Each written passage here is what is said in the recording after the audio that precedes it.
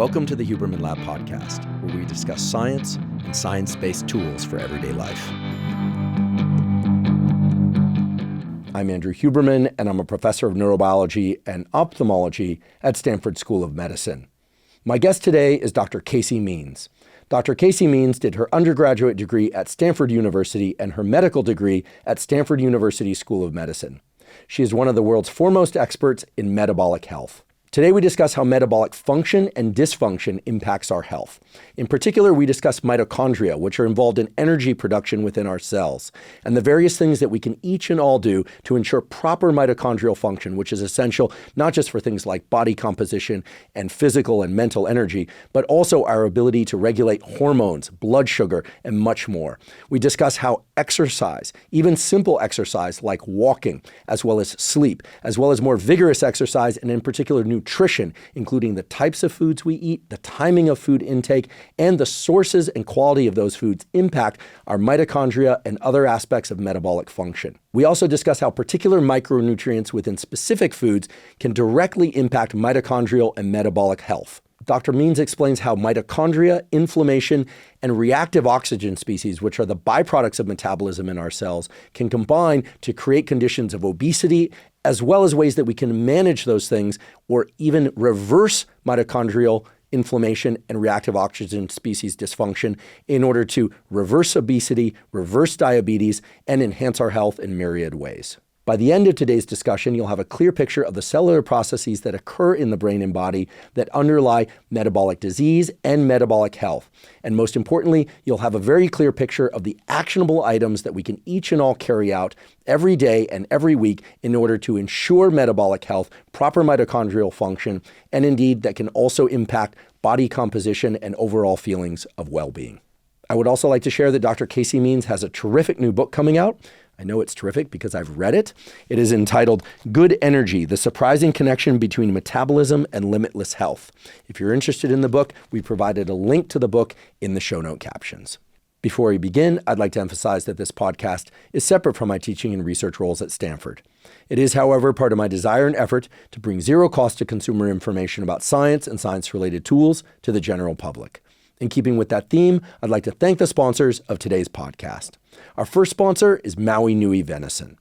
Maui Nui Venison is the most nutrient-dense and delicious red meat available. I've spoken before on this podcast and with several expert guests on this podcast about the fact that most of us should be seeking to get about 1 gram of quality protein per pound of body weight every day. Not only does that protein provide critical building blocks for things like muscle repair and synthesis, but also for overall metabolism and health. Eating enough quality protein each day is also a terrific way to stave off hunger. One of the key things, however, is to make sure that you're getting enough quality protein without ingesting excess calories. Maui Nui Venison has an extremely high quality protein per calorie ratio, such that getting 1 gram of protein per pound of body weight is both easy and doesn't cause you to ingest an excess of calories. Also, Maui Nui Venison is absolutely delicious. They have venison steaks, they have ground venison, and they have venison bone broth. I personally like all of those. In fact, I probably eat a Maui Nui Venison burger pretty much every day, and occasionally I'll swap that for a Maui Nui steak. And if you're really on the go, they have Maui Nui Venison Jerky, which has 10 grams of protein per stick at just 55 calories. If you'd like to try Maui Nui Venison, you can go to mauinuivenison.com/Huberman to get 20% off your first order. Again, that's mauinuivenison.com/Huberman. Today's episode is also brought to us by 8 Sleep. 8 Sleep makes smart mattress covers with cooling, heating, and sleep tracking capacity. Now, I've spoken many times before on this podcast about the critical need to get sleep, both enough sleep and enough quality sleep. When we do that, everything, our mental health, our physical health, performance in any sports or school, etc., all get better. And when we're not sleeping well or enough, all those things suffer. One of the key things to getting a great night's sleep is that your body temperature actually has to drop by about 1 to 3 degrees in order to fall and stay deeply asleep. And in order to wake up feeling refreshed, your body temperature actually has to increase by about 1 to 3 degrees. One of the best ways to ensure that happens is to control the temperature of your sleeping environment. And with 8 Sleep, it makes it very easy to do that. You program in the temperature that you want at the beginning, middle, and end of the night. You can even divide the temperature for 2 different people if you have 2 different people sleeping in the bed, and it tracks your sleep. It tells you how much slow wave sleep and rapid eye movement sleep you're getting. It really helps you dial in the correct parameters to get the best possible night's sleep for you. I've been sleeping on an 8 Sleep mattress cover for well over 3 years now, and it has completely transformed my sleep for the better. If you'd like to try 8 Sleep, you can go to 8sleep.com/Huberman and save $150 off their Pod 3 cover. 8 Sleep currently ships in the USA, Canada, UK, select countries in the EU, and Australia. Again, that's 8sleep.com/Huberman. Today's episode is also brought to us by AeroPress. AeroPress is like a French press, but a French press that always brews the perfect cup of coffee, meaning no bitterness and excellent taste. AeroPress achieves this because it uses a very short contact time between the hot water and the coffee. And that short contact time also means that you can brew an excellent cup of coffee very quickly. The whole thing takes only about 3 minutes. I started using an AeroPress over 10 years ago, and I learned about it from a guy named Alan Adler, who's a former Stanford engineer, who's also an inventor. He developed things like the Aerobi Frisbee. In any event, I'm a big fan of Adler inventions. And when I heard he developed a coffee maker, the AeroPress, I tried it, and I found that indeed it makes the best possible tasting cup of coffee. It's also extremely small and portable. So I started using it in the laboratory, when I travel on the road, and also at home. And I'm not alone in my love of the AeroPress coffee maker. With over 55,000 5-star reviews, AeroPress is the best reviewed coffee press in the world. If you'd like to try AeroPress, you can go to aeropress.com/Huberman to get 20% off.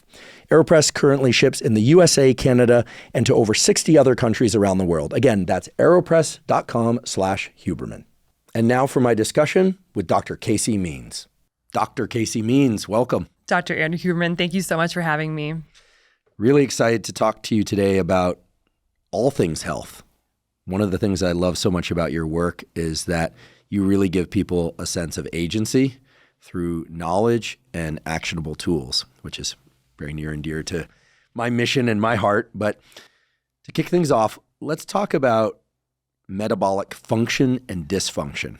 I think most people hear the word metabolism and they think, okay, the burning of energy, maybe they think about ATP, maybe they think about calories in, calories out, that sort of thing. But what are we talking about when we're talking about metabolic function and dysfunction? Because these are really important concepts for everyone to understand. Yeah, I think you're exactly right. I think that when we hear the word metabolism, the first thing that comes to most people's minds is my weight. Do I have a fast metabolism or do I have a slow metabolism or something like basal metabolic rate? And I think what's really important for people to realize is that metabolism is actually the foundation of all health. It is the core foundational pathway that drives all other aspects of health. And it's also the core foundational pathway that's truly getting crushed in the modern American world and underlying 9 of the 10 leading causes of death in the United States today. It's really quite relevant to everyone. And the spectrum of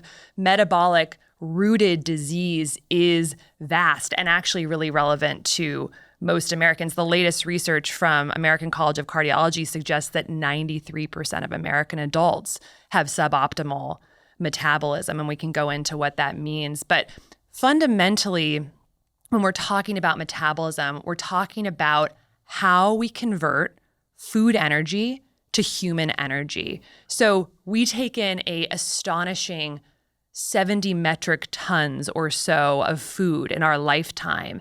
And that is potential energy. It's energy from the environment that's outside of us that through our metabolic pathways gets converted to a currency of energy that can then be used to pay for essentially every chemical reaction inside our body. And the bubbling up of all of those chemical reactions is our lives.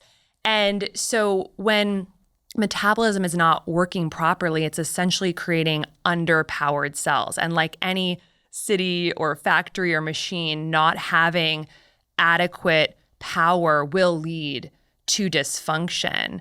And the reason that the metabolic spectrum of disease is so vast is because we have over 200 cell types in the body, and underpowering in different cell types is going to look like different symptoms, because underpowering in a astrocyte is going to look different than underpowering an ovarian theca cell or an endothelial cell. It's going to look different, but the core foundational process that is dysfunctional can actually be the same. And I think the biggest blind spot in Western healthcare, and actually the reason that health outcomes are actually getting worse every year, in the United States is because fundamentally we are ignoring metabolic health and metabolic dysfunction. We are laser focused on the downstream symptoms that result from metabolic dysfunction in different cell types. And we spend all of our energy focusing on those symptoms, playing whack-a-mole with them, and really ignoring that underlying foundational root cause of metabolic function. And what's so fascinating to me, and what I saw in the healthcare system as like a super subspecialist, as an ENT surgeon, is that, you know, the more we specialize in healthcare, we have over 100 specialties now that we've just like invented in the healthcare system. The more we specialize in healthcare, the sicker we're actually getting. So the more we do technological innovation in all these different specialties, the sicker we're getting. And I think what the real nugget there that everyone really needs to understand is we've bought into a system where we value specialization. And this is the game in Western medicine. But while we've done that, what has happened is we have the worst chronic disease epidemic and the lowest life expectancy of any high-income country in the world. And the reason is because in that specialization, we're focused on the downstream manifestation of underpowering of cells, the cell-specific symptoms, and not the metabolic function itself. So really our chronic disease epidemic in this country, it is a metabolic dysfunction epidemic, an underpowering epidemic. And that is the biggest blind spot in healthcare. And I think a focus on metabolic function as the center of our healthcare system, it's a completely new paradigm for health that is urgently, and I cannot overstate enough, it's urgently needed. We know we're not in the right paradigm right now when we have 100 isolated specialties, and yet 85 to 90% of the conditions in those specialties, if you go to the science and look at the real physiology, is metabolic dysfunction. So that's kind of the landscape of what metabolic dysfunction is and how it's kind of creating a big blind spot in the healthcare system that really represents an outdated way of categorizing disease that unfortunately is killing us, I would say. Yeah, thank you for that. I have several reflections and a question. First off, the analogy that comes to mind is an assembly line that's constructing, let's say, an automobile, and it sounds like 80 to 90% of the automobiles that are coming off that assembly line are not working well. Yeah. Tires aren't aligned, engines isn't working well, transmission isn't working, it has a bunch of issues, and no factory, no car manufacturer would tolerate that, nor would the customers, but we're tolerating that in ourselves, it sounds like. Many people are. Yeah. And then accepting the fact that then a bunch of other businesses are going to crop up, like the business that aligns the tires, the business that goes and repairs the pistons. And essentially, when you talk about these multi-specialties that have evolved in the medical care system, they provide an opportunity to go and fix the problems or try and ameliorate the problems. But really what we need to do, to make this analogy much briefer than it otherwise would be, is just to go further up the assembly line, figure out whether or not the hardware is correct, the software is correct, and where the hardware and software are becoming deficient in this analogy where we are the automobile that's essentially coming off the conveyor broken. And the good news is, and I know this because I've read your book and because I follow your work very closely, the good news is that we each and all can take matters to some extent into our own hands, collaborate with healthcare providers, and repair metabolic dysfunction, essentially make us metabolically functional. So the question, therefore, is, I think most people, when they hear metabolism, they think energy. Yep. And when we hear energy, we think ATP sometimes, but typically people think about mitochondria, right? The powerhouse of the cell, so to speak. So you've talked about the trifecta, or the big three: mitochondria, inflammation, and oxidative stress, as three critical factors underlying metabolic dysfunction. And I'm presuming those are also the avenues to address in order to create metabolic function. Because ultimately, What we want, of course, is an optimistic picture that we can actually take some control, that we have some agency in all of this, which I believe we do. So if you would, could you get us all on the same page about, what are mitochondria and what do they do? Why are they so important? Then we can turn to inflammation and oxidative stress. Yes, absolutely. So the mitochondria are the structure within the cells. We have 40 trillion cells, and each cell might have a handful or many thousand mitochondria. And they are the magical part of the cell that does that conversion process of food breaking down and then converting to energy, to translating it to a currency of energy our body can recognize. And so currently what's happening is that our environment, the environment that our cells exist in across every single facet of our life over the past 50 to 75 years has changed rapidly.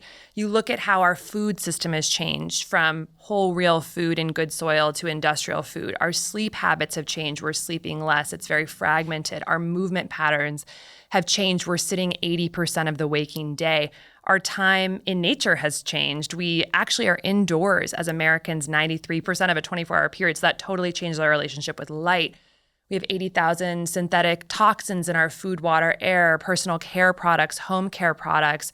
We live a thermoneutral existence now with our thermostats. There's no real swings in temperature unless you're intentionally trying to.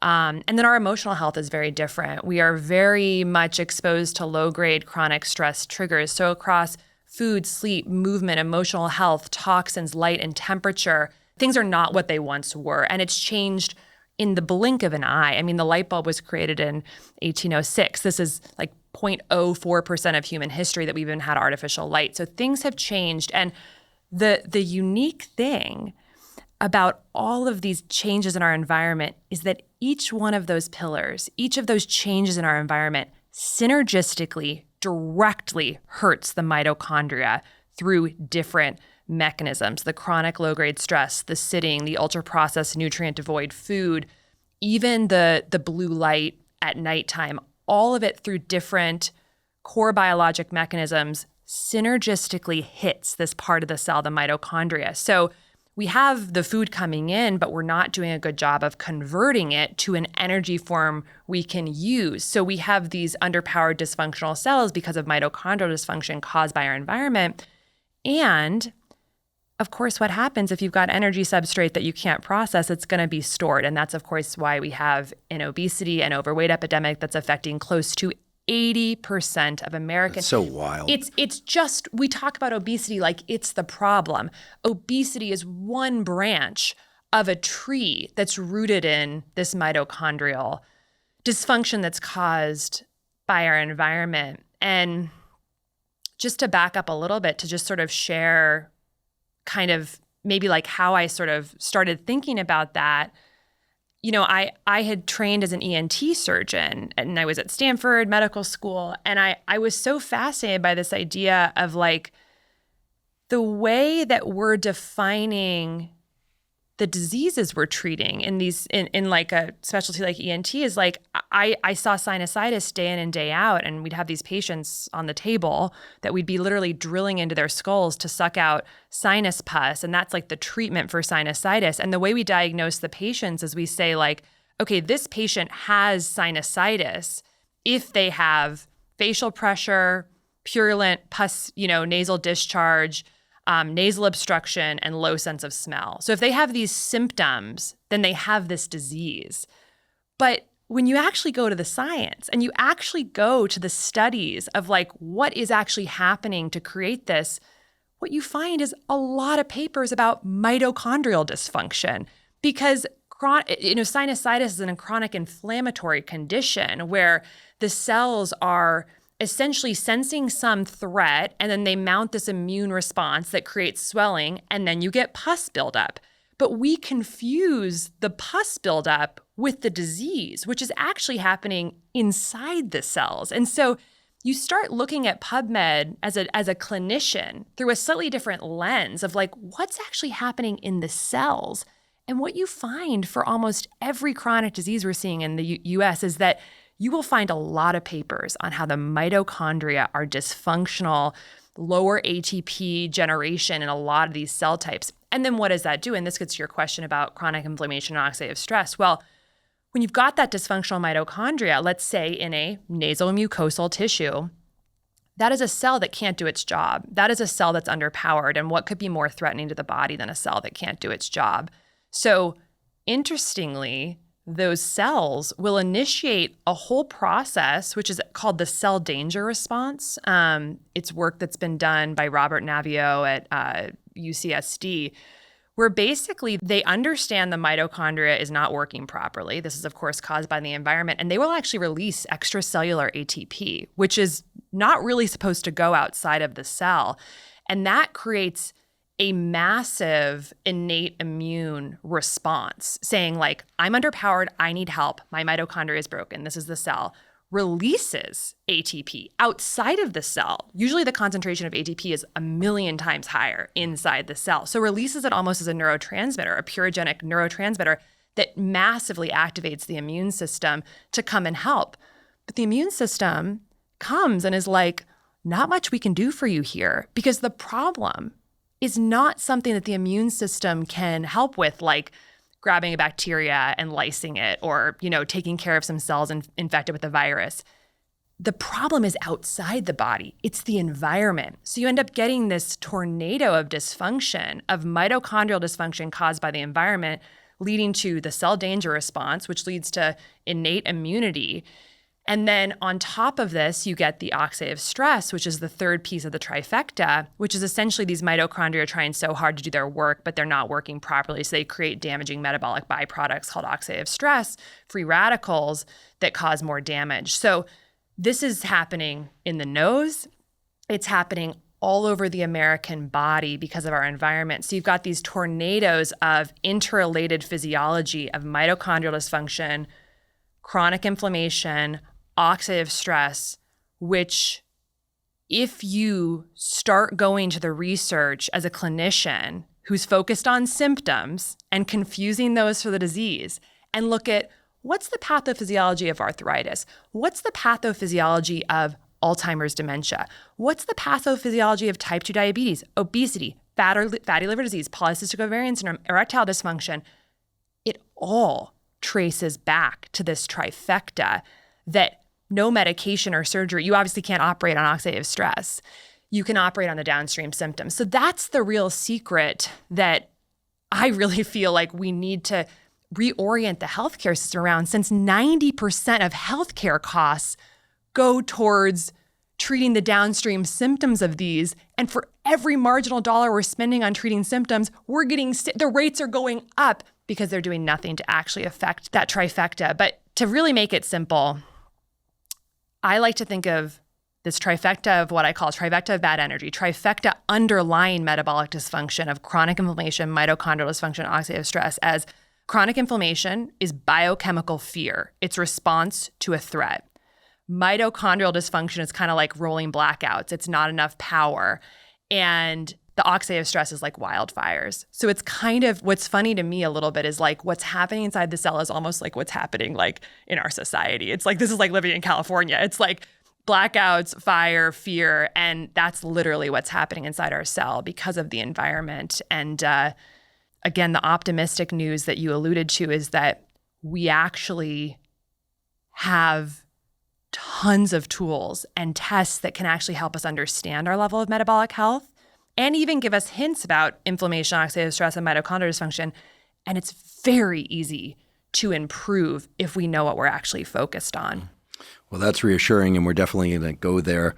I appreciate the analogy to living in California. I've lived here my entire life. I have been outside of California, but perhaps the only thing you left out, besides rolling blackouts, fires, and what was the other one? Fear. And fear is high taxes. The taxes, the health debt on the body. So in any case, not to be too dark and pessimistic. Well, that's the healthcare cost. I maintain great hope and still a lot of love for California. It's pretty great. It's got its great aspects and its not so great aspects, and I can say that as a lifelong California resident.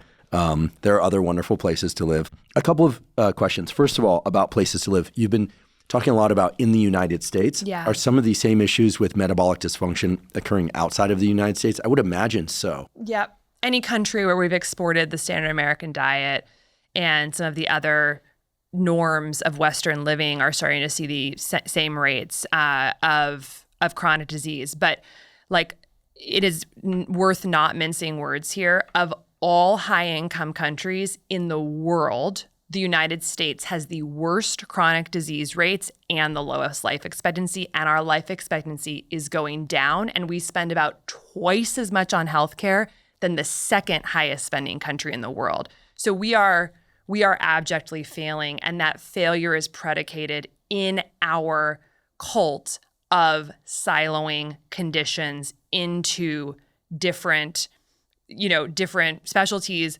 and not focusing on this root cause. And I want to just be super clear, like, there's a war being fought right now to get us to believe that siloing is the way, because as you alluded to, siloing is profitable. If you can convince doctors and people that their 10 different symptoms are separate things, then they're going to 10 different specialists' office. Meanwhile, 75% of American adults are overweight and obese, some of the highest in the world. A full 50% of American adults now have prediabetes and type 2 diabetes. 50%, 30% of teens have prediabetes. 40% of Americans have a mental health diagnosis. Cancer is set to reach 2 million cases this year in 2024, highest ever in recorded history. Alzheimer's is going up. Fatty liver disease is affecting 40% of adults, 18% of teens. Autoimmune disease is skyrocketing. Infertility is going up at huge rates. All these things are going up all at once in the US and, yes, in many of the other countries that are eating our diet. And there's no sign of it slowing down. And so that's really, if you look at the research through this different lens, you'll find that all of those diseases trace back to metabolic dysfunction caused by our environment that no shot, pill, or surgery can really address unless we unpack the environmental piece. Scary picture. I'm glad that but you're hopeful, but we can fix it. Exactly. I'm glad that you are creating solutions. And I should say, and just remind people, I said this in my introduction, but you're talking about siloed medical care. You're talking about the kind of standard medical system, but let's not forget, right? I happen to be a faculty at Stanford. You did your medical training at Stanford. You are a medical doctor, right? I mean, you have MD and are highly trained. You were an ENT, ear, nose, and throat doctor. So if anyone would be familiar with the industry and the practice and the educational system around this, it's you. Yeah. So you're not speaking outside your bailiwick. So before we pivot to solutions, I know people are eager to hear solutions, but in order to understand how to best apply those solutions, I do think it's worth drilling into some of the issues here just a little bit more. You talked about underpowered cells. Yeah. You've also alluded to the fact that most people are consuming enough and probably excess amounts of caloric energy. Yes. So is it the lack of mitochondria or mitochondrial dysfunction that's at the root of the problem? The analogy I come up with is you've got a power plant that can convert incoming power line to power that can be distributed to a community. Yeah. The community in this analogy being the organs and cells of the body. Yeah. There's plenty of potential energy, but there's something about the power plant that is inefficient or dysfunctional. There are shorts, there are circuitry that's just not working such that the energy that the community can benefit from, the cells and organs of the body, is just not there. So it's not a lack of input, it's a lack of conversion and output. And the consequence of this we see in the form of excess adipose tissue and all the downstream effects. It's not just aesthetic, it's really all the downstream effects of visceral fat, subcutaneous fat, et cetera. What is it that would improve access to energy and energy utilization in cells? Is it simply a matter of getting the mitochondria to function better, or is it that one can actually create more mitochondria? This is the key question for how we can get healthy. And it's really about creating capacity in the body to turn more potential energy to usable energy, as opposed to taking that potential energy and shunting it to a storage form. It's all just like, I think about everything visually and I'm like, You've got the circular cell from high school biology textbook. Inside are all the little mitochondria with the squiggly lines inside. And it's just like there's X's through those mitochondria. So instead of, after glycolysis and you've got the pyruvate, instead of going through the mitochondria, it's being shuttled into something else. And I mean, this is fundamentally the cause of insulin resistance, because when the body senses that the mitochondria can't do that conversion process, the cell basically says, because I can't convert this, I don't have the capacity to convert it to usable energy. I'm going to take the substrates and I need to block them. I mean, you've got to turn them to basically a storage form, which inside the cell could be toxic fats like ceramides and diacylglycerol. And I'm also going to block the cell from taking any more substrates because I can't do anything with them. That is fundamentally the root of insulin resistance. So the body says, okay, we're going to block the ability of the insulin receptor to transduce its intracellular signaling pathway. We're going to block it. And when that insulin binds, we're not actually going to allow for glucose to come in. So essentially, insulin resistance is the cell compensating for the mitochondria being broken and telling the insulin receptor that that it's not going to be functional, and so you don't get the GLUT receptors on the cell membrane to allow the glucose to come in. So that's insulin resistance. Again, we talk about that as the problem, but the problem is actually inside the cell leading to that.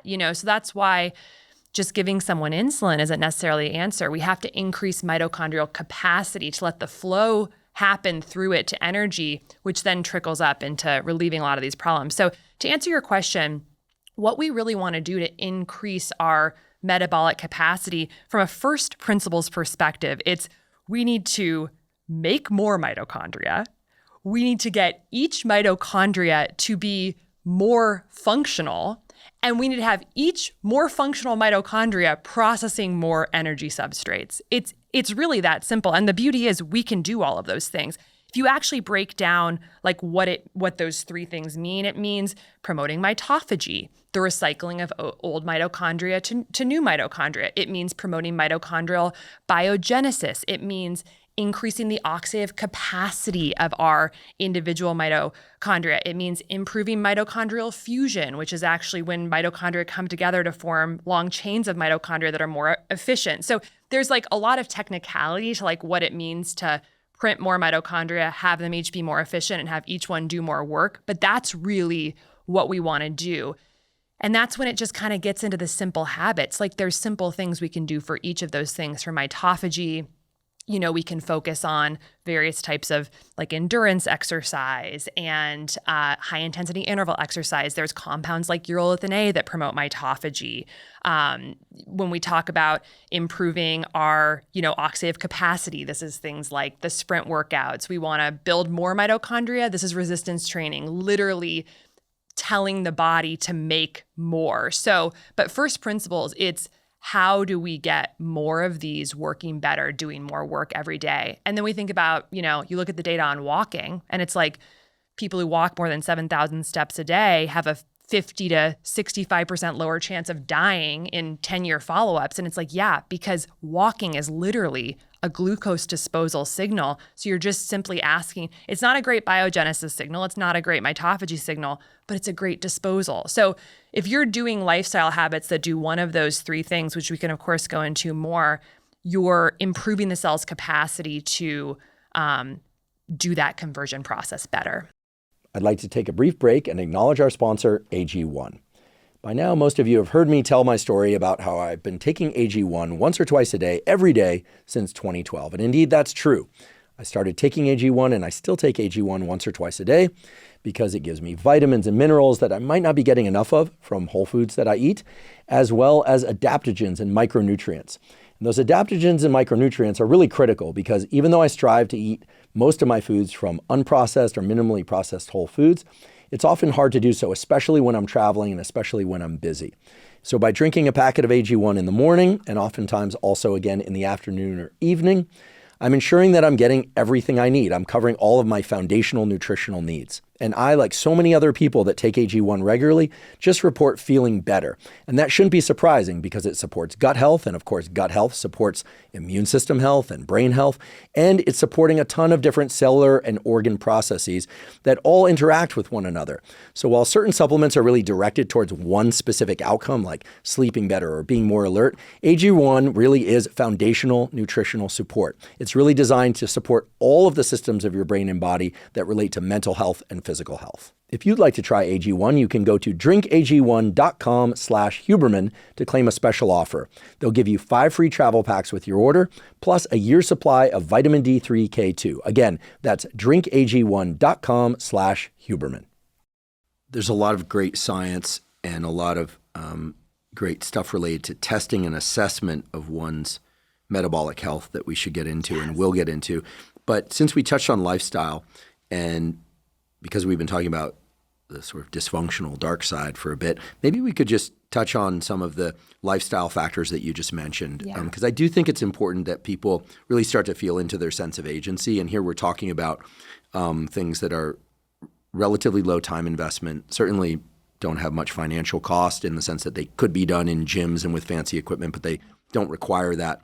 Again, I want to point out that these are not like strict prescriptives, but if you had a magic wand and because you are interested in the health of humans, let's talk about a few of these things that can improve glucose disposal and mitochondrial function, mitophagy, the removal of dead or dysfunctional mitochondria so they can be replaced.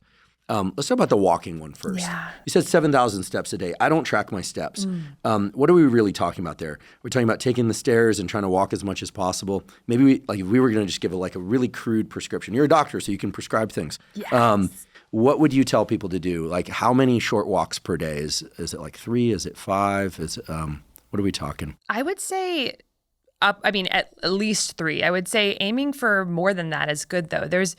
So to sort of just give a sense of the picture of walking, if walking were a pill, it would be the most impactful pill we've ever had in all of modern medicine. There was a paper in JAMA, 6,300 participants followed for 10 to 11 years.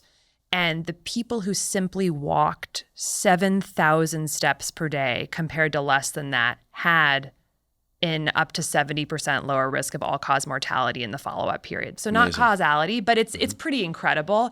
They've done follow-up research with slightly different numbers showing, again, though, like many thousands of people in the study followed for about 10 years, 8,000 to 12,000 steps per day was associated with 50 to 65% lower all-cause mortality. And this has been played out in many studies showing about a 50% reduction in Alzheimer's, dementia, obesity, type 2 diabetes, depression, cancer, gastric reflux, just all across the board.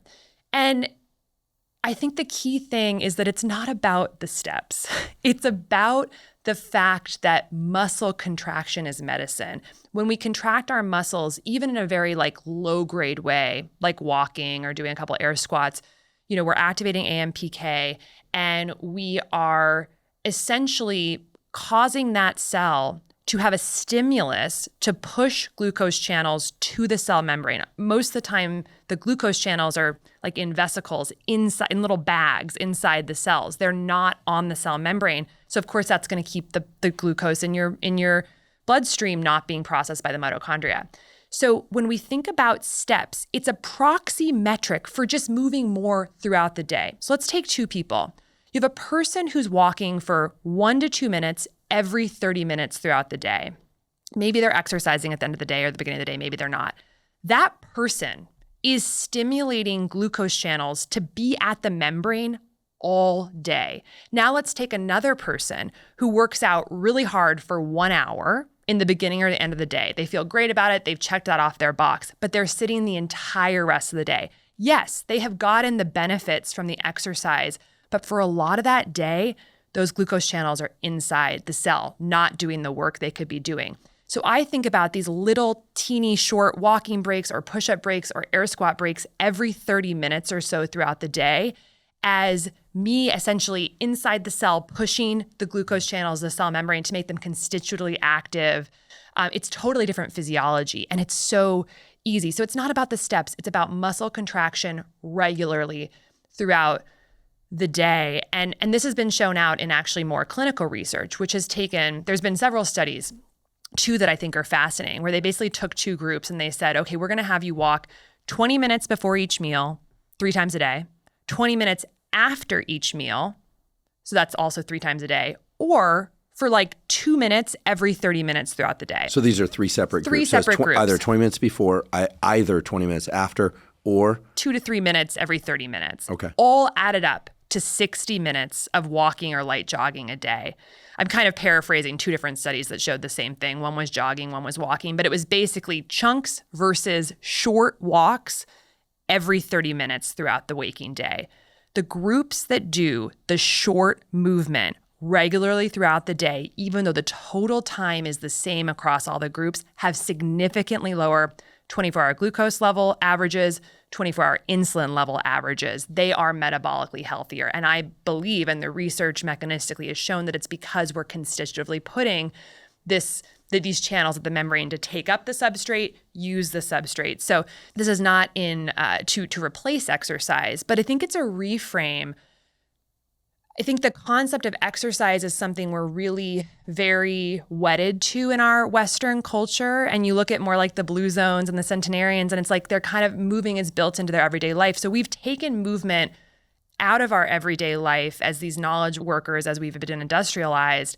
And then we think that exercise replaces that all-day movement. But biochemically, it does not. So I think a big part of kind of digging ourselves out of this chronic disease mess and creating capacity for mitochondria is finding ways to take a lot of the activities we do now seated and just find a way to do more of them moving, standing, or walking. Or if that's tough, you really need to sit at your desk all day, then every 30 minutes, taking 2 minutes to do some just light movement, flex those muscles, get the glucose channels at the membrane, get the mitochondria active. So, and I think another fascinating stat is like our gym memberships in the US have doubled since the year 2000, and obesity has gone up in the same period. So there's some mismatch between our obsession with exercise and our actual outcomes that we're seeing.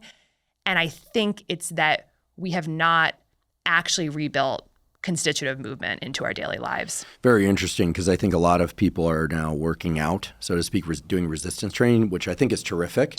Used to be such, so restricted to niche subculture stuff like bodybuilding, preseason football, military, et cetera. And now it's more ubiquitous for everybody, men, women, young, old. That's terrific. Same thing with things like yoga and cardiovascular training. I mean, I like to study the history of exercise culture, and it wasn't but in the 60s when, jogging was considered kind of like, whoa, that's like a really esoteric niche culture thing. So lots changed.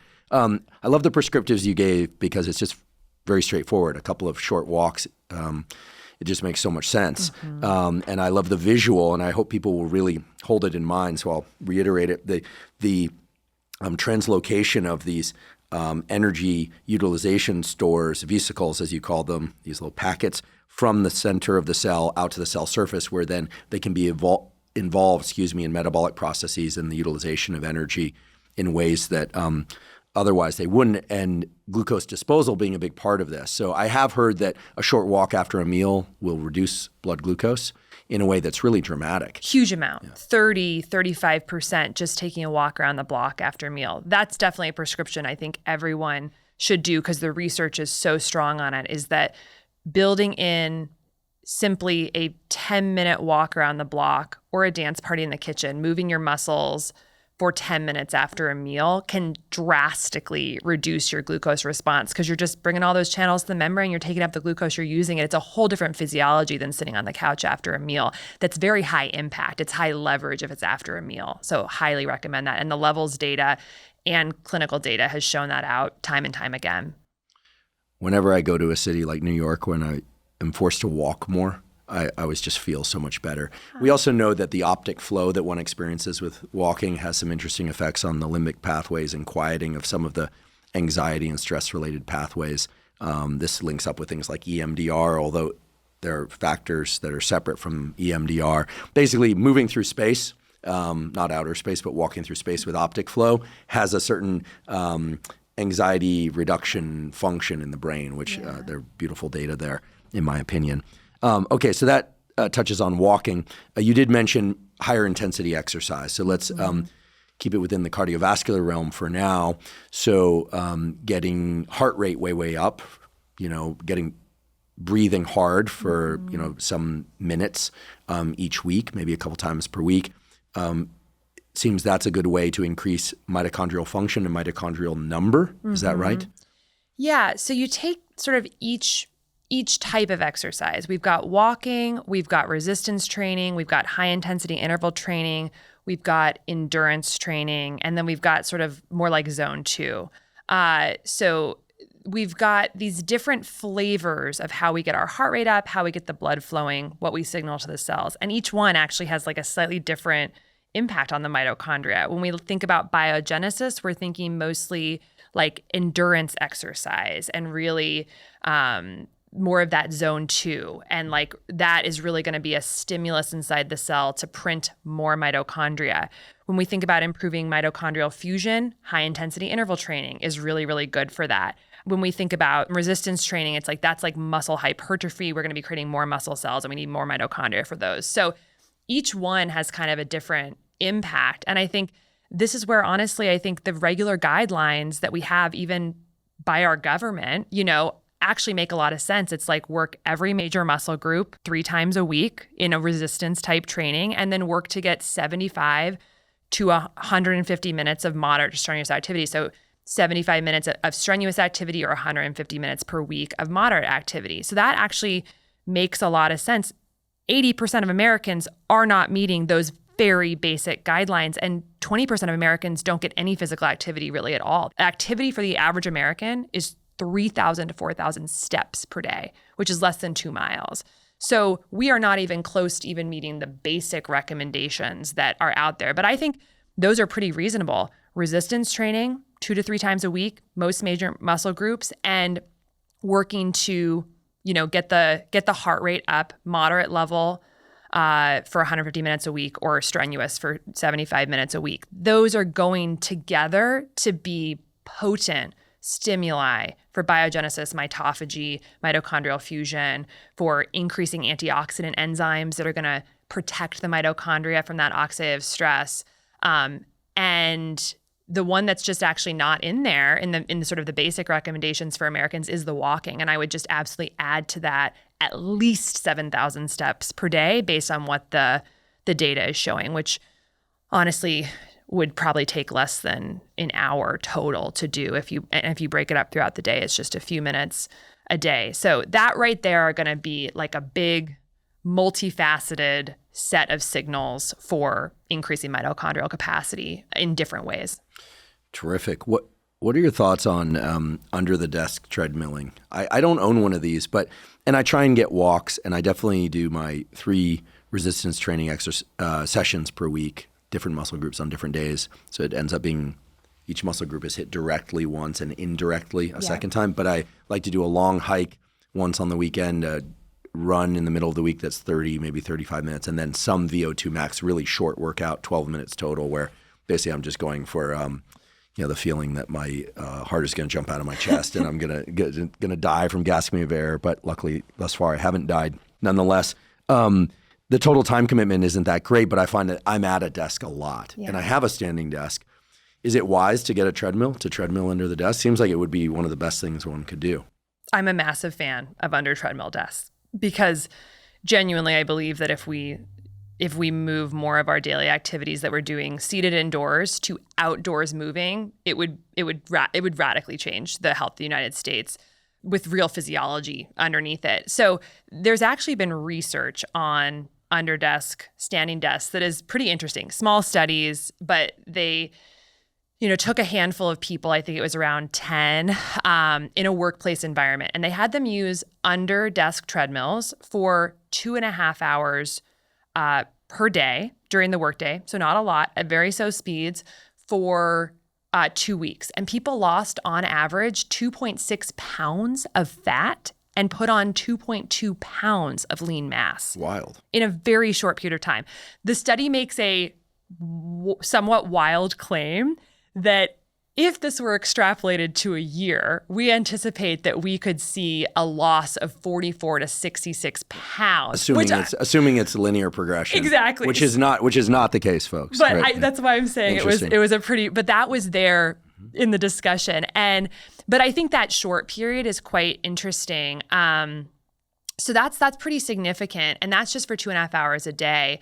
So I think now that they're about $150 on Amazon, these Underdesk treadmills, I think for anyone who's a knowledge worker, it's a good thing to have at your house. And the way I use it is like, I basically just force myself to start my day on the treadmill desk. And I say to myself, if I don't like it after 5 minutes, I'll sit down if I need to sit, but I'll start and just see how it feels. And then an hour goes by and I've forgotten I'm even on it. Is that right? So you're able to work without thinking about having to treadmill? I am putting it at such a slow speed. I think I'm usually walking at like 1 mile per hour. I mean, it's very, very glacially slow.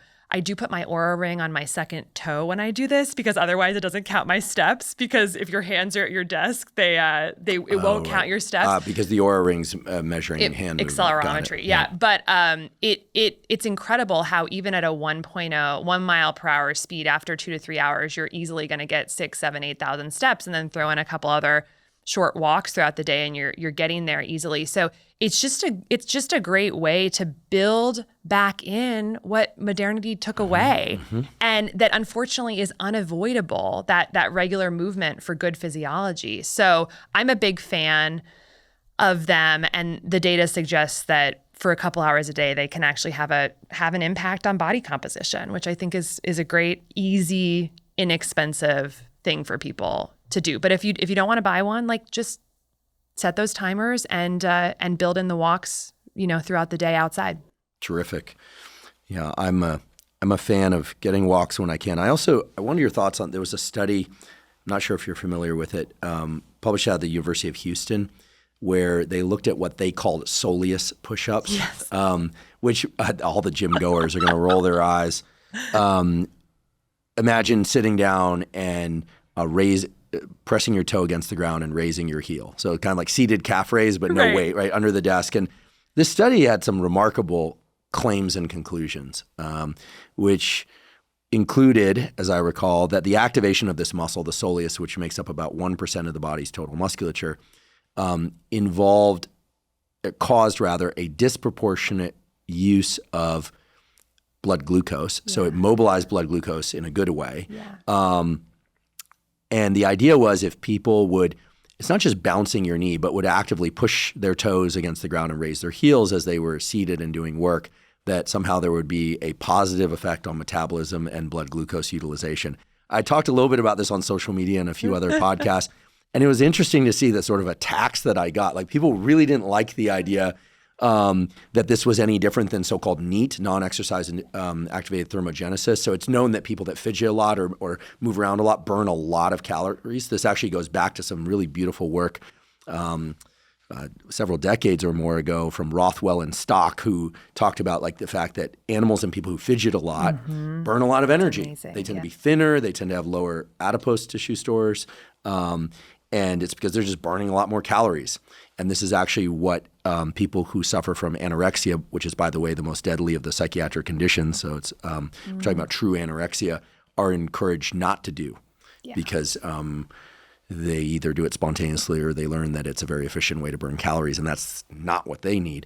But many people do need to burn more calories. So bouncing the knee, that thing that drives everybody crazy if you're not the one doing it, soleus push-ups.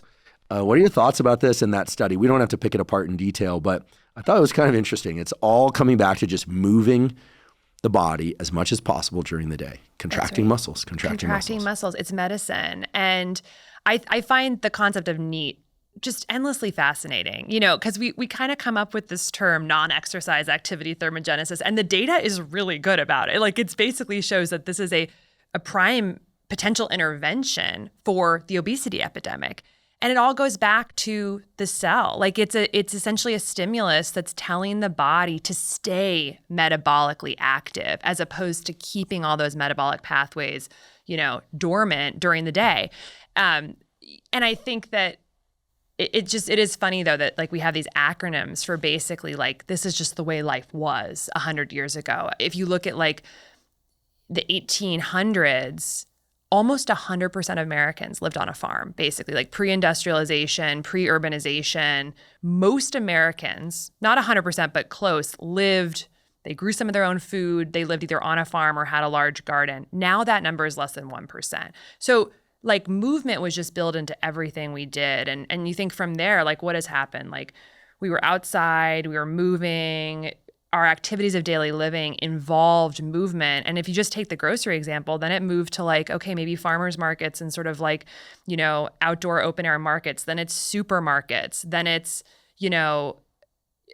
now it's literally buying food online with the click of the button. And now some people aren't even doing that. They're literally on the food delivered to them with Uber Eats. So at every level, we've taken away movement from everyday life. And now we have sort of an acronym to like bring it back in. But really it's about just, giving the body stimuli that the cells have been entrained to expect throughout all of human history and building them back into our modern life. So I think NEAT, it's incredibly important.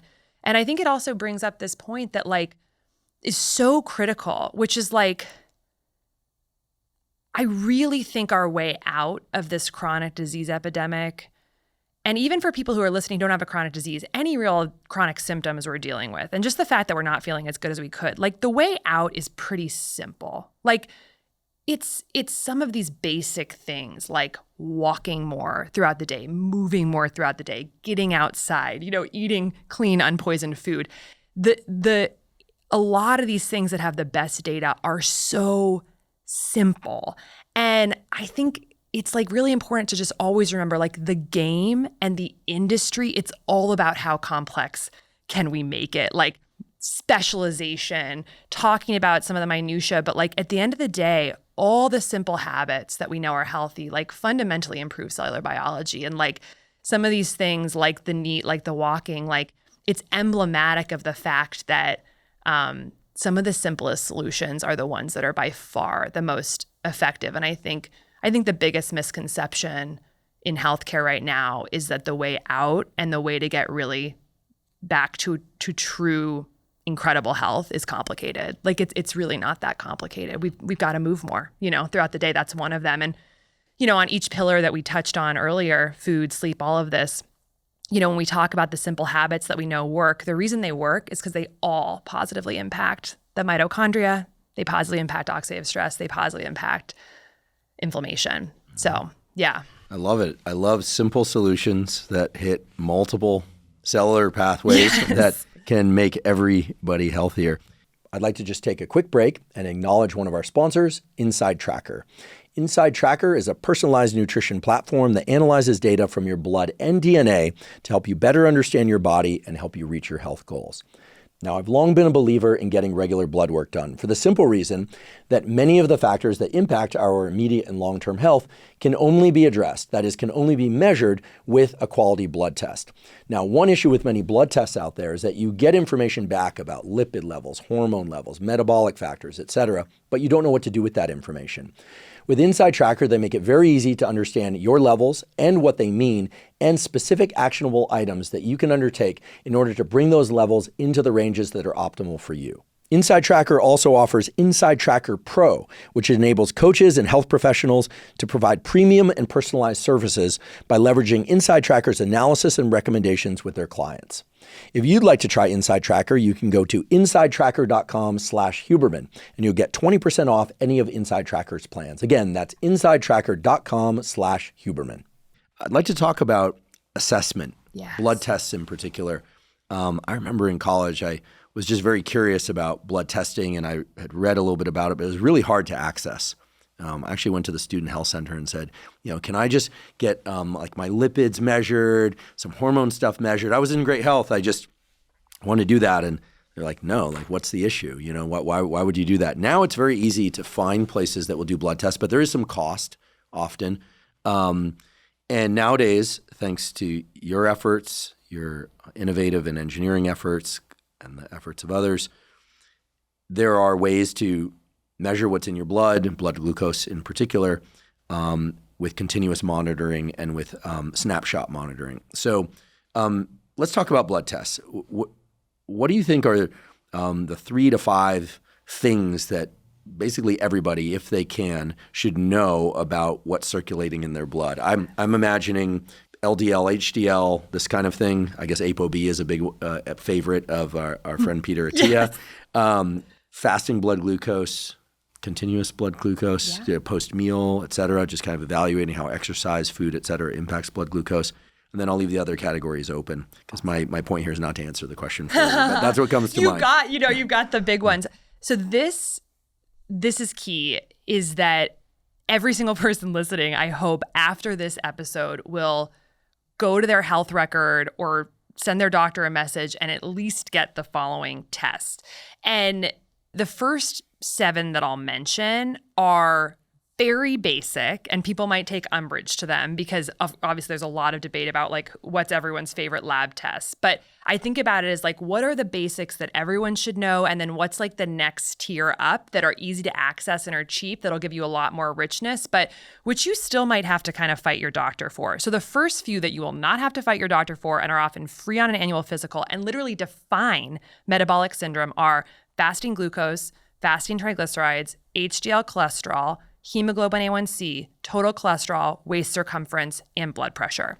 Okay, sorry, I hate to interrupt, and my audience hates it even more, but I'm going to could you just explain what each of those is and what it corresponds to? Yes. Great, thank you. And I will say, first of all, the reason I'm choosing these, it's not even my own choice, really. It's 2 reasons. One is that the 2 studies over the past 5 years that have shown us in large populations that the vast majority of American adults are metabolically dysfunctional use those biomarkers. So I think because of that, it's important to know them. And the 2 studies that I'm referring to are one from UNC in 2018, which showed that based on those biomarkers, 88% of American adults have suboptimal metabolism. And then a follow-up study from the Journal of the American College of Cardiology from last year showed that that number has gone to 93.2% of American adults are suboptimal in their metabolism. And these are the metrics that they use, and they're very basic. If you had to pay out of pocket, they would be less than $100. So let's talk through them. Why they're great is because together they give you kind of like a tapestry of what's actually happening inside the cell. If you choose to look at them that way, if you read the tea leaves of them, are the doctors often, if they see all these lab tests, it'll be in an electronic health record. We've all been through this experience. They'll come up on the screen and there'll either be like a green, orange, or red color next to it. Like it's high, it's low, it's borderline. And the doctor will basically, it's very algorithmic. Oh, you know, your LDL is high, we need to bring it down. Oh, your glucose is high, we need to bring it down. Oh, your blood pressure is high, we need to bring it down. But what I'm inviting people to do is understand a little bit about each test and then read the tea leaves of what it's telling us about our mitochondria. So let's start with fasting glucose. So fasting glucose, when you look at these studies that I'm referring to, they call optimal less than 100. So to define whether you were in that 88 or 93%, you had to essentially be in their optimal range for all biomarkers not on medication. So I'll quickly run through what their ranges were. My ranges for optimal are tighter than these, but fasting glucose less than 100, triglycerides less than 150, HDL above 40 for men or 50 for women, hemoglobin A1C less than 5.7%, total cholesterol to HDL ratio less than 3.5 to 1, waist circumference less than 35 inches for women or 40 inches for men, and blood pressure less than 120/80. If those things were in those ranges and you weren't on medication for blood sugar or blood pressure or whatnot, you were considered optimally metabolically healthy. That's now 6.8% of Americans. All of these biomarkers are easy to change in 1 to 2 months, I would say, with simple lifestyle habits. Could you remind us what hemoglobin A1C is? I think most people are familiar with HDL cholesterol being the quote-unquote good cholesterol, right, and LDL being the bad cholesterol. And as I say that, I know I'm going to get dogpiled. Yeah, oh, totally. Yeah. But I'm not sure that I adhere to that. I'm not sure I don't adhere to that. I'm not sure about a lot of things in life. But I am sure that most people think of them that way. Yep. So just as to stay functional here, we'll frame it that way for now with the caveat that might not be the whole story, right, isn't the whole story. Yeah. But Triglycerides, fat in the blood, fatty stuff. But so key to understand about the triglycerides, it's not we don't want to confuse triglycerides with eating more fat. Triglycerides are a storage form of excess carbohydrates in the blood. So this is why it can tell us something about, and I know you and Rob Lustig talked about this at length, but and Lane Norton. And Lane, yeah. I mean, one of the things that's really tricky, is that the language around nutrition and health is complicated because people hear the word fat, they think body fat, right? But then they also think the macronutrient fat. Yes. We just need more words to better parse the reality. In biology, we call the two major groups of people lumpers and splitters. Yes. Lumpers like to lump everything together. It oversimplifies and complicates. Splitters like to split everything, give a name for everything, individual name for everything. It complicates. And so there's a middle ground, right? There's a land of reasonable people and nomenclature. And unfortunately, that does not exist on the internet, nor does it exist in any one specific subfield of medicine or science. I mean, so much of the confusion out in the world is because of a lack of adequate language. Right. In order to explain. Okay, so the triglycerides are a reflection of excess carbohydrate intake. And how it's helping us with that tapestry of understanding the trifecta of bad energy is that if you think about it, let's just go back to that cell and that poor mitochondria that's being absolutely decimated by our environment. And its capacity is low. Okay, so that mitochondria is like, I can't process glucose or fatty acids to ATP very well, so I'm going to block their entry into the cell. So now you've got glucose rising in the bloodstream. So, okay, fasting glucose, that was one of our biomarkers. If that's going up, that is a little bit of that tapestry of maybe something's going on inside the cell that's blocking the entry into the cell, so it's rising in the bloodstream. Okay, well, where's all that? The body does not want lots of glucose floating around in the bloodstream because it can literally independently cause endothelial dysfunction, which is basically blood vessel problems. It can cause oxidative stress in the bloodstream. It can cause glycation, which is sugar literally just sticking to things. The body doesn't want that glucose high in the bloodstream, so it converts it to triglycerides to be stored in a storage form of energy. That's a key point that I think is helpful to understand is that the body, it's always trying to kind of keep things in the right range, so it'll convert things. So then triglycerides, a picture in your blood of glucose being high and triglycerides being high is very much should signal to everyone when they look at their labs that there's probably something going on inside the cell that's blocking the cell from being able to use and process. It's a sign of mitochondrial dysfunction and chronic overnutrition. Too much substrate, not enough processing, glucose is going to go up, triglycerides are going to go up. And so then if you kind of squint and read the tea leaves, it's like, I think metabolic dysfunction. And what's fascinating is that the travesty in our healthcare system is that a patient might go into the doctor and their fasting glucose is 99, 1 point under what we'd consider the normal range, and their triglycerides are 149, 1 point under what we'd consider the normal range from these things. That doctor might say to that patient, you're totally fine. Both glucose and triglycerides are normal. But that's just really problematic because they're on the upper end of normal for both of those. And so really what that would say to me as someone thinking about the mitochondria is like, this person is definitely metabolically dysfunctional. They're on the highest end of normal for both triglycerides and glucose. There's definitely insulin resistance going on here. I would much rather see that glucose at 73 and that triglyceride at 50, which to me would say, oh, this cell's processing through energy great.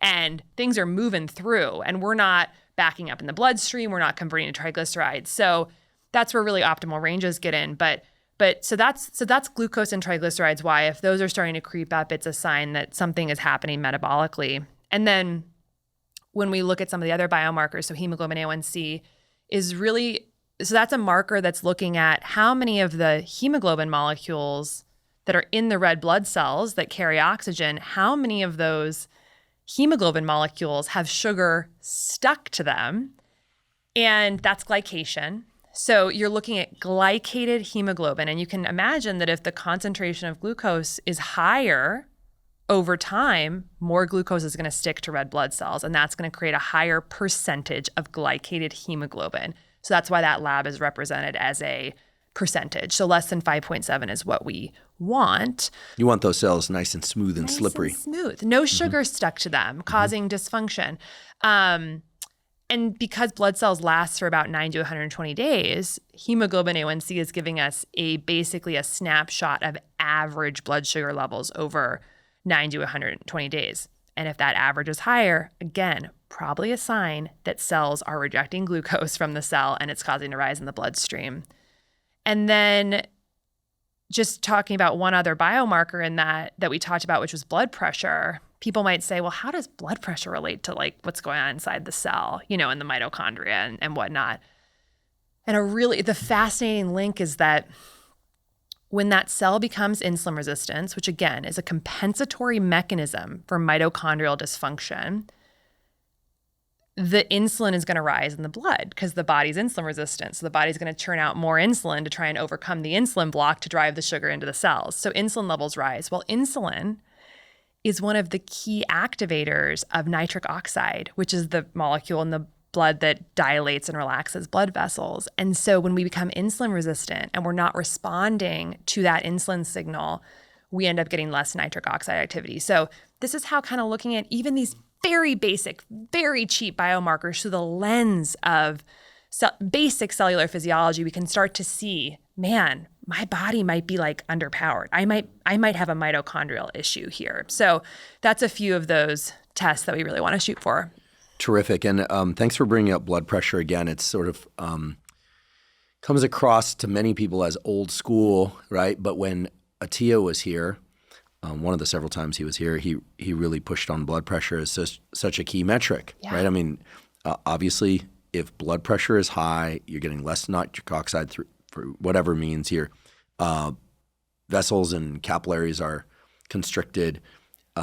Cells aren't able to use the energy that's coming in. There's excess energy. There's buildup of metabolic waste. There's all this stuff, and now we can start to see the picture that's trying to emerge. And as you mentioned briefly, these markers can be put into healthy range or maybe even fantastic range in a very short period of time.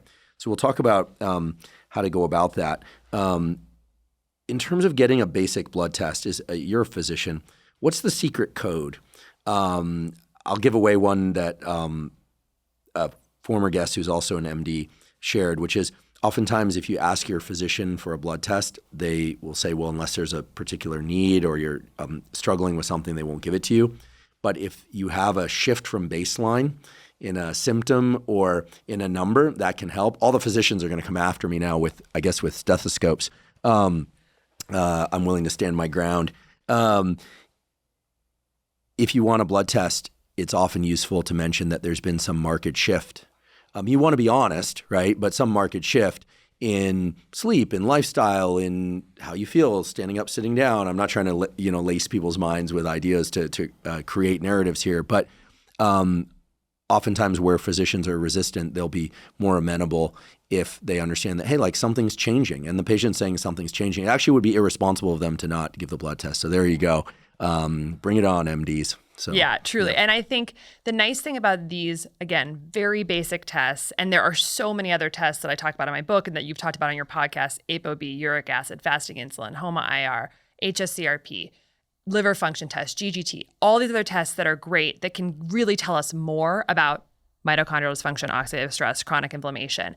But the ones I'm mentioning are the ones that you will not have to fight with your doctor about. Like everything I just mentioned, like the doctor should order on an annual physical. And it's really about us learning to actually like read the tea leaves of what they're saying and not look at them in this algorithmic way, but like how together, if they're creeping up or if many of them are a little bit high, like we need to focus all of our energy on improving mitochondrial capacity, basically, and bring those numbers down, which we can do very, very quickly. Once you start getting the mitochondria moving through more of those substrates, a lot of them will just naturally come down.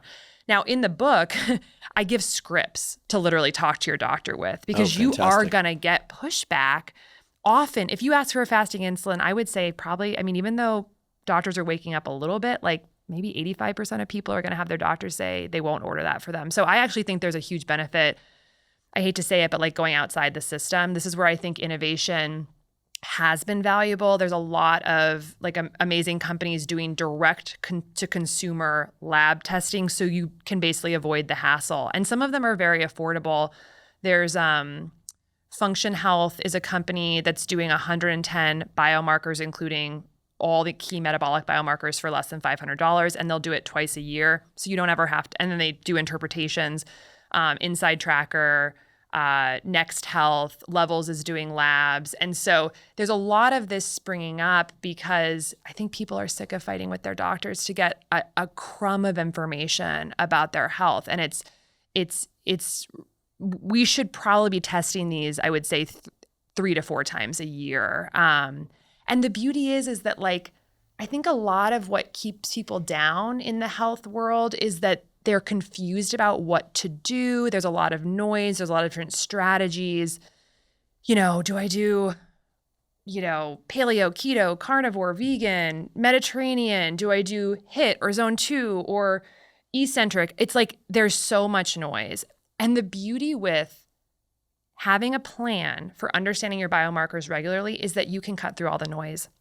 Try a strategy, see where you stand, retest in a few months and see if you're moving in the right direction. You don't have to trust your doctor. You don't have to trust me. You don't have to trust anyone. You can literally trust your own labs. And I say to people, like, if your labs are optimal, and the ranges I just mentioned are not optimal. Like you want to actually get to better than all of those if you want to be optimal. If your key metabolic biomarkers are optimal, if you feel absolutely freaking incredible and you have no symptoms, then you're probably doing the right strategy, whatever that is, vegan, keto, whatever, like, and exercise and your lifestyle, because that is showing that your cells are fundamentally working properly. So I think that's just a really empowering message. And now there's phenomenal companies that are cropping up to basically help allow people to do this on their own schedule, which I think is really the future of health and actually will help lessen, I think, some of the intensity of the diet wars, because it's like people can just say, like, I trust my strategy. I know I'm doing what's right for me because, like, look at all my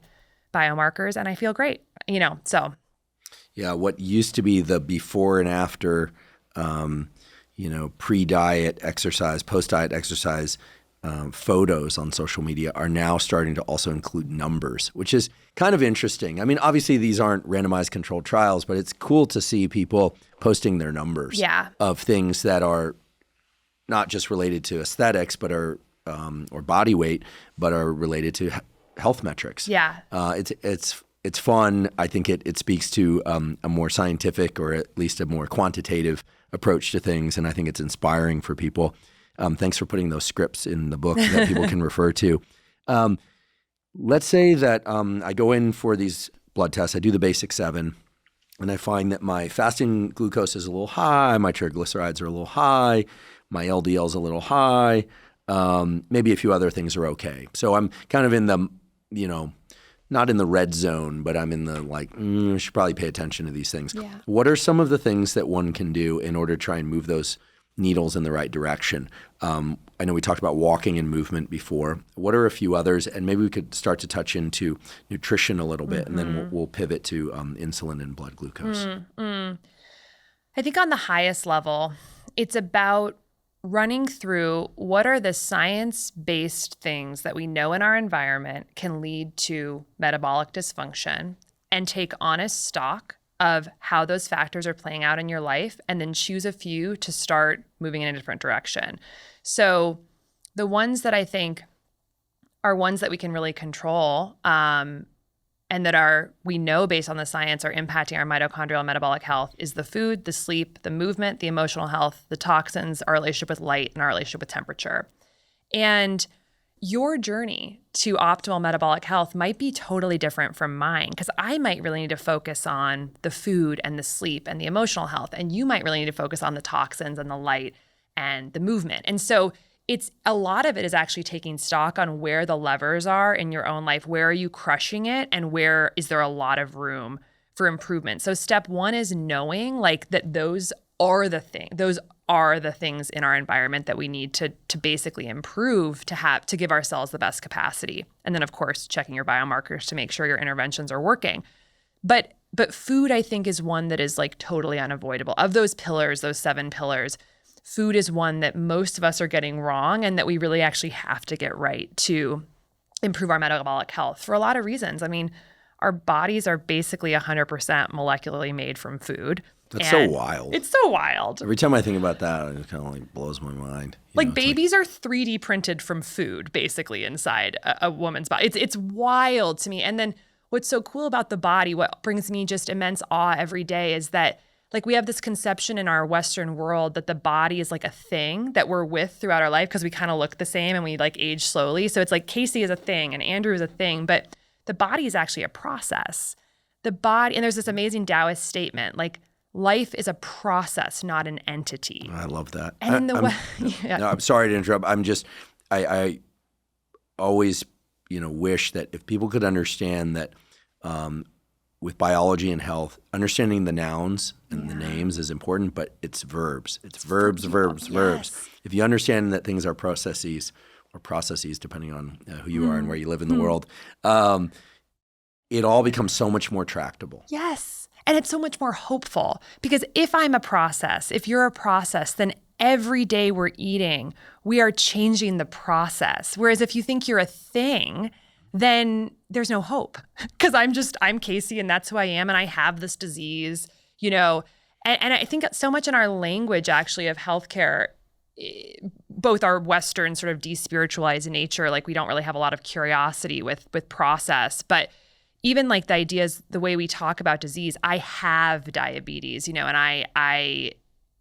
and we don't even talk about diabetes cures, which now a lot of people are curing their diabetes. We call it remission. Like it's this thing that's a part of you. And I think I just love this idea of like we're evolving every day and food is so important because again, we take in 70 metric tons of food in a lifetime, 2 to 3 pounds per day, 1 metric ton per year on average. And that is like the printer ink. That's the 3D printer ink to create tomorrow's version of ourselves, which is molecularly different than the Casey of today. That's a hopeful message because if we can give the body food, which, I think our conception of food, I think is very limited. Food is the molecular building blocks of the body.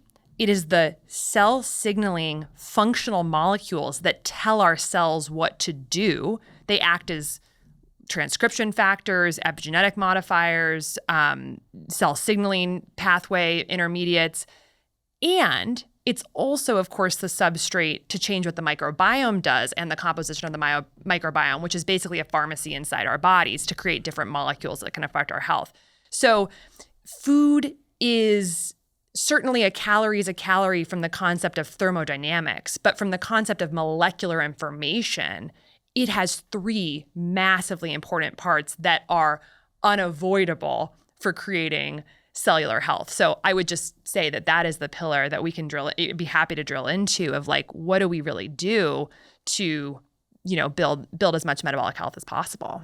Yeah, I want to focus now, if you're willing, on food, not just macronutrients, proteins, fats, and carbohydrates, not just calories, although that as well, but things like timing, things like fasting, and micronutrients, which I think is a highly underexplored topic.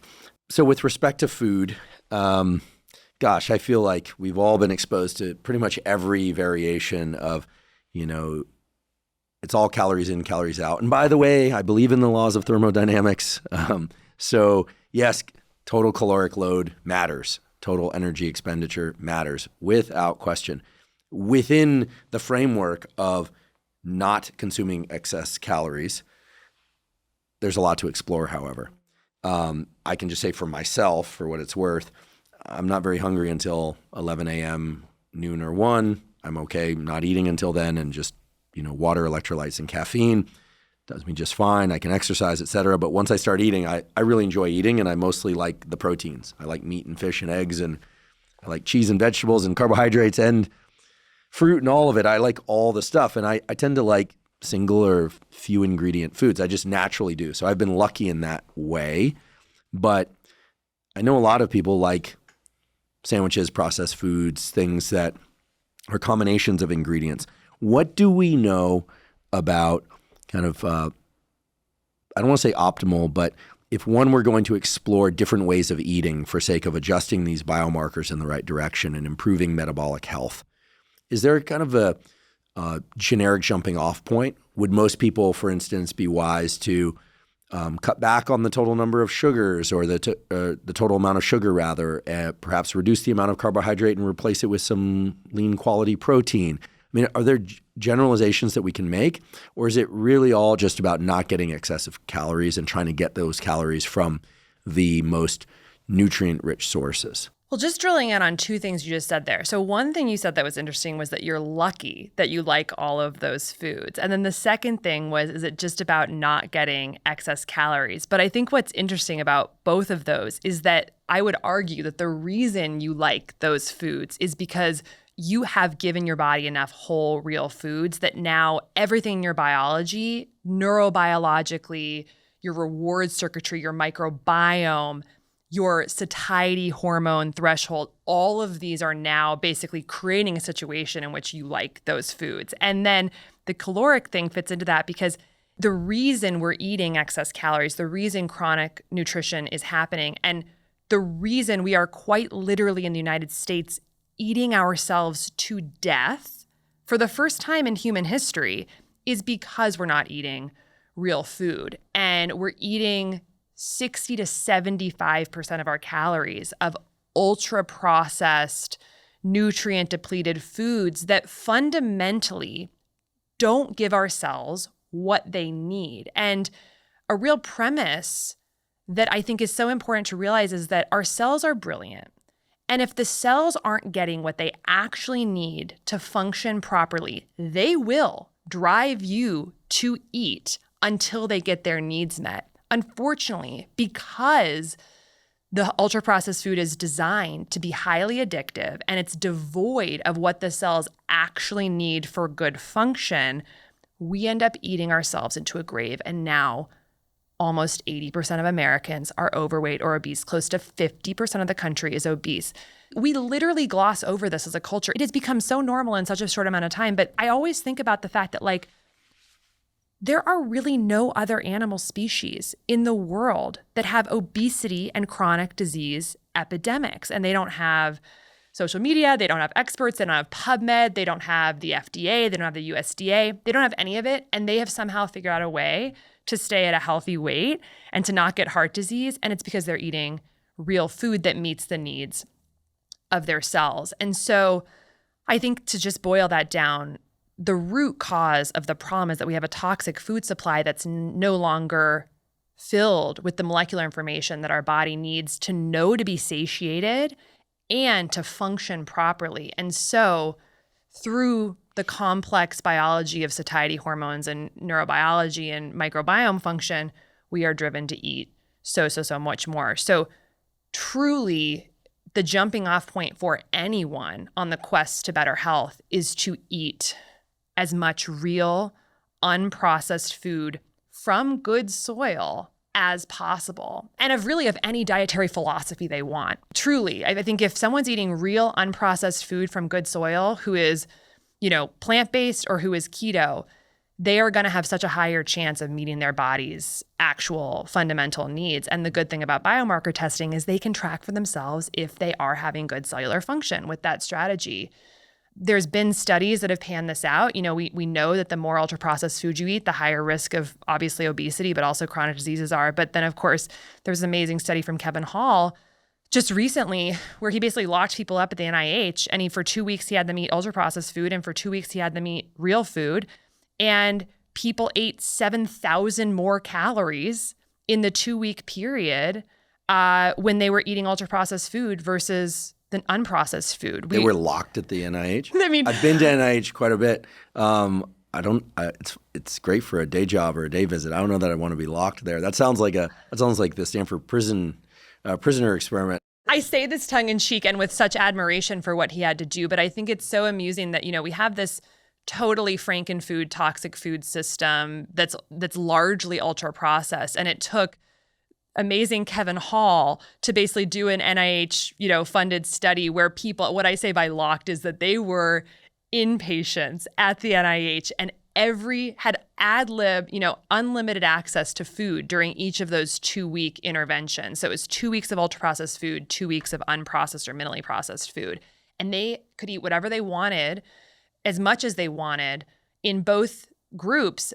And then they would weigh every single bite that was left on their trays. So they knew exactly how many calories they ate. And literally just giving people this ultra-processed food, which is devoid of what our bodies need and therefore will drive people to eat more. They ate 500 calories more per day for a total of 7,000 calories more in that 2 weeks. And they gained about 2 pounds and then lost 2 pounds in the unprocessed group, which makes sense, of course, because a pound is about 3,500 calories. And so we have to do these kind of crazy studies just to prove what we kind of know is true, which is that this ultra-processed food environment that's cropped up over the past 50 years is an experiment that has failed. It has failed. Close to 45% of kids are overweight or obese now. Like, it's not working. And that really is the root cause. So I think a lot of food is about quality and how do we actually really meet the needs of the cells so that our satiety hormones get secreted and we naturally stop eating. Because just telling people eat less calories but eat whatever you want, that just doesn't work. We have to inspire the body to not want to eat excess calories, which we do by stimulating satiety hormones, helping the microbiome support that process and then change our reward circuitry, which is done with the most nutrient-rich food we can possibly get. And that's why I mentioned the soil, because our food is drastically depleted of nutrients. So when we look at that 70 metric tons of food we're eating in the lifetime, it's just fascinating. That's the information for our body, what it's going to be built from, how it's going to function. Well, right now, 60 to 75% is ultra processed. So we slash the value because the ultra processing just like slashes the nutrients. We slash the value of that 70 metric tons. And then we have crappy soil because our industrial agriculture system, which means the food in some cases has 70% less of key micronutrients in it. So that 70 metric tons, what's actually useful for our body becomes so much smaller. So what we want to do is basically expand the value of that substrate we're putting in the body. And that means real food, unprocessed, from good soil, meet the needs of the cells, naturally don't be hungry, maintain a healthy weight. And, something I talk about is that we could talk about nutrition, the biochemistry of nutrition all day, but in my review of sort of the biology and the biochemistry, like there's 5 main things I think we can strive for in our food that can really help meet the needs of our cells. Mm-hmm.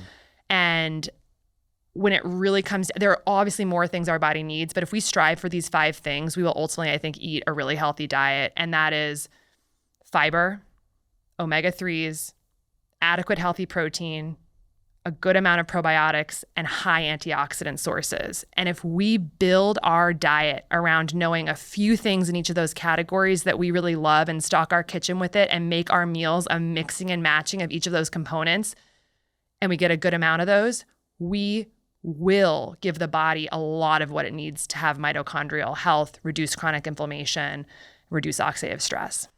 It's interesting for me to take a step back from nutrition as it's typically presented and think about the brain, the hypothalamic circuitry that drives hunger and satiety and things like that, and to map that onto what I've heard, and I believe to be true based on my view of the literature, which is that we are largely, meaning these circuits in the brain make us largely amino acid foraging machines because we need those amino acids in order to carry out metabolic processes and reconstruct any tissues that need repair and recovery, not just from exercise, but just daily turnover, removal of waste, et cetera. So we're foraging for amino acids unconsciously. Mm-hmm. We're foraging for micronutrients. Mm-hmm. And of course, we need macronutrients. We need enough energy from proteins, fats, and carbohydrates, or some either combination of the 3. I feel like I'm sort of in the dying category of omnivores, right? I'm neither, I'm not meat-based and I'm not plant-based. I'm in omnivores. I think most people are omnivores, actually. But omnivores aren't discussed quite as much as the other categories, at least not on social media. But that, we think of ourselves as getting hungry and wanting to eat. And I think eating the foods, some of them that I listed off before, like meat and fish and eggs and vegetables and fruits, and I do like starches like rice, oatmeal, some pastas, some sourdough breads and things. I love butter. Who doesn't love butter? Of course, none of that stuff in excess, olive oil. But if one looks at kind of that buffet of options, you realize you can get some high quality amino acids. You can get some high quality lipids. You probably want to get more of them from olive oil than from butter, but you can get the micronutrients you need provided those food sources are healthy. Now contrast that with a highly processed diet or even a minimally processed diet, and you can get the taste, you can get the macronutrients, you can get the calories, but you don't, meaning the brain doesn't really have a sense of, it can't directly map taste, calories, micronutrients onto one another. Yeah. And so you can imagine that the neural circuits, and here is a little bit of hypothesizing / conjecture, but that the neural circuits responsible for hunger and satiety would get immensely confused by what's in a highly processed food, right? A Snickers bar, if you like sweets, tastes pretty good, but it's unclear what's in it except sugar, except some, it's got a certain Snickers bar taste, right? But if the circuits of the brain are really trying to drive us to get amino acids and micronutrients for bodily health and repair, well, then highly processed and even moderately processed food has just got to be pure confusion. Sorry to go long here, but it reminds me of an idea I had once where, like, imagine if you took a pill that greatly increased the level of dopamine, norepinephrine, acetylcholine, and serotonin all at once. That's polypharmacology. And it might make you feel a certain way, maybe good, maybe bad, and then afterwards you'd probably have a bit of a crash as the drug wore off. No doubt you would. But let's say you wanted more of that feeling. You wouldn't really know what to go look for because you don't know what was in it because it's polypharmacology. So I feel like highly processed food is polypharmacology. Yes. Whereas when you are eating foods that create a more pure experience of micronutrients, amino acid content, calories, and taste, those four things map to one another, that intuitively we can start to understand, oh, I like this food and it's good for me and this is enough of it, right? I don't know anyone who of reasonable size that eats like 4 ribeye steaks. They eat one. I mean, I'm sure there's some freaks out there that do that. But, one, even small piece of quality meat is very satiating. Yeah. You will self-regulate because the body, like every other animal in the world, is exquisitely designed to regulate hunger on a very intuitive level if we eat natural food. I think it's almost ridiculous to talk about calories in isolation because the reason we're eating more calories is because we're eating ultra-processed food. And so, but I love what you just said, Andrew, about the brain and the polypharmacy. I think that literally I've never heard that said. And I think it's like processed food is like polypharmacy of food. It is the definition of processed food, which I know you talked about with Rob Lustig, the NOVA 4 criteria is literally it's breaking down foods into these constituent parts that were never meant to be separated from each other, like the endosperm of a wheat kernel separate from the bran and the germ. And then take that and like a little science experiment, pair it up with all these other individual components and synthetic chemicals that are made in a factory and put them together to create this thing that the body, I truly think our insatiable hunger, again, we're eating ourselves to death in the United States. That's the reality. Our insatiable hunger and our chronic disease epidemic fundamentally is a lot of, it's mass cellular confusion. And when you think about what chronic inflammation is biochemical fear on the cellular level. Well, when you put this stuff into the body that's never seen before, obviously that's going to generate some confusion. And, you could trace that back to what that really means with leaky gut and, all the sorts of the real physiology of that. But there's a wonderful book that is called The End of Cravings by Mark Schatzer. He also wrote The Dorito Effect, but he talks a little bit about what you're talking about, which is this idea that processed food is actually the ultimate sort of food based variable reward. So in the way that things that, I'm speaking expert here, but things that the body can't predict what the outcome is going to be are going to kind of get you in that dopamine motivation pathway. And that's actually what processed food is doing is it's every time we eat a different, we think we're eating a tortilla, but it's like completely different than all the other weird tortillas, ultra-processed tortillas on the shelf. So every time we eat tortilla, and our brain is this incredible prediction machine.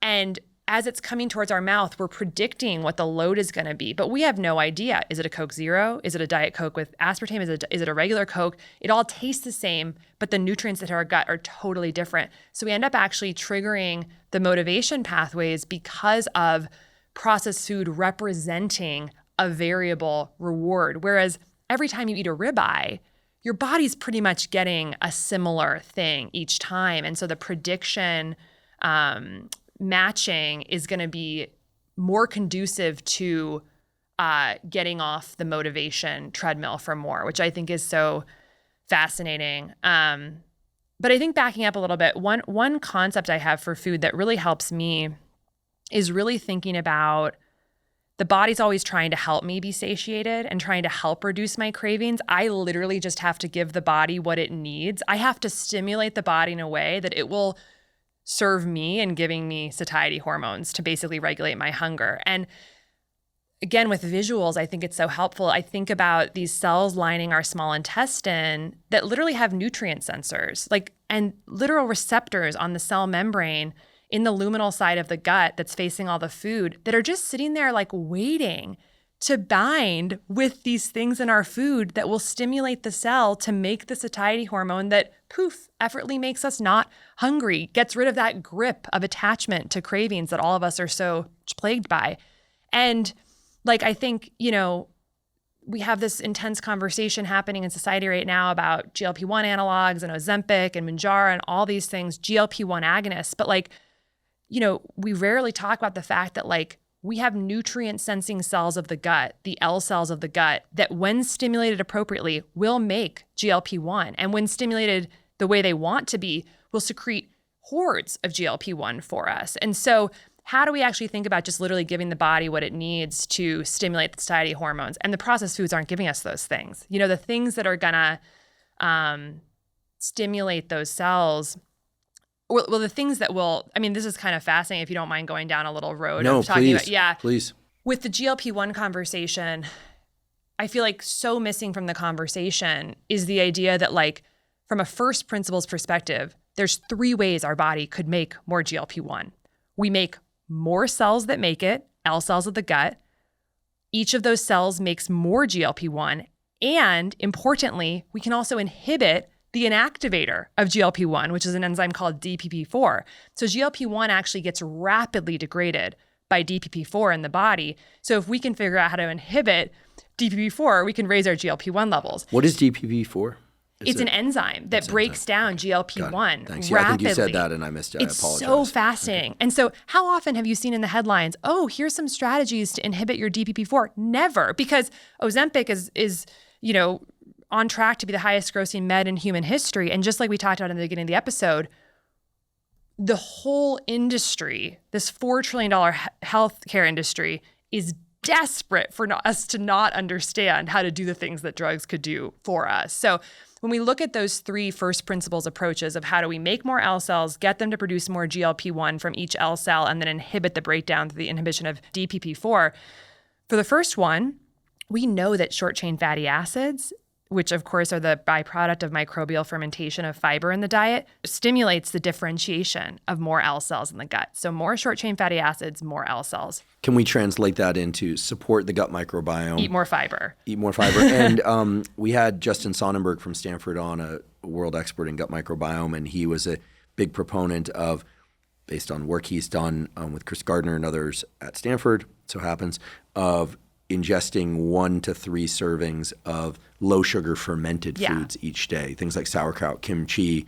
Again, low sugar variety is probably best. Not Kefir. kombucha. Maybe not. You said not kombucha? Yeah, because that's going to be the highest sugar of the fermented foods, which people often go to, but and now often that's costly become soda. Too. And pretty costly. The sauerkrauts, you can actually make your own sauerkraut. Tim Ferriss had a great recipe for this in The 4-Hour Chef. Mm-hmm. You have to be careful because that you can create some unhealthy ferment. You have to do it the way he describes. So check out the recipe; it's online. Or you can buy sauerkraut and the brines. Drinking the brine off the sauerkraut or off seems to be good for the gut. That's such a great point, which is that ultimately we want the short chain fatty acids, which is the medicine that the microbiome are making for us through the microbial fermentation process. And we can basically do that in 3 ways. One is we can eat more fiber, which is prebiotics. We can also eat more polyphenols because we're now learning that the microbiome actually they ferment polyphenols which is basically, you'll find those in colorful fruits and vegetables, spices, teas, cocoa, things like that. So fermentation of polyphenols and fiber to short chain fatty acids, which then we absorb. And then, like you just said, in a fermented food, the bacteria in that food will be making short chain fatty acids by fermenting the food in there. And then if we drink that, we're getting the short chain fatty acids directly. So that's the kimchi, sauerkraut, Greek yogurt, kvass, which I'm obsessed with, which is like low sugar kombucha. It's like made with fermenting beets, basically. That's good stuff. It's such good stuff.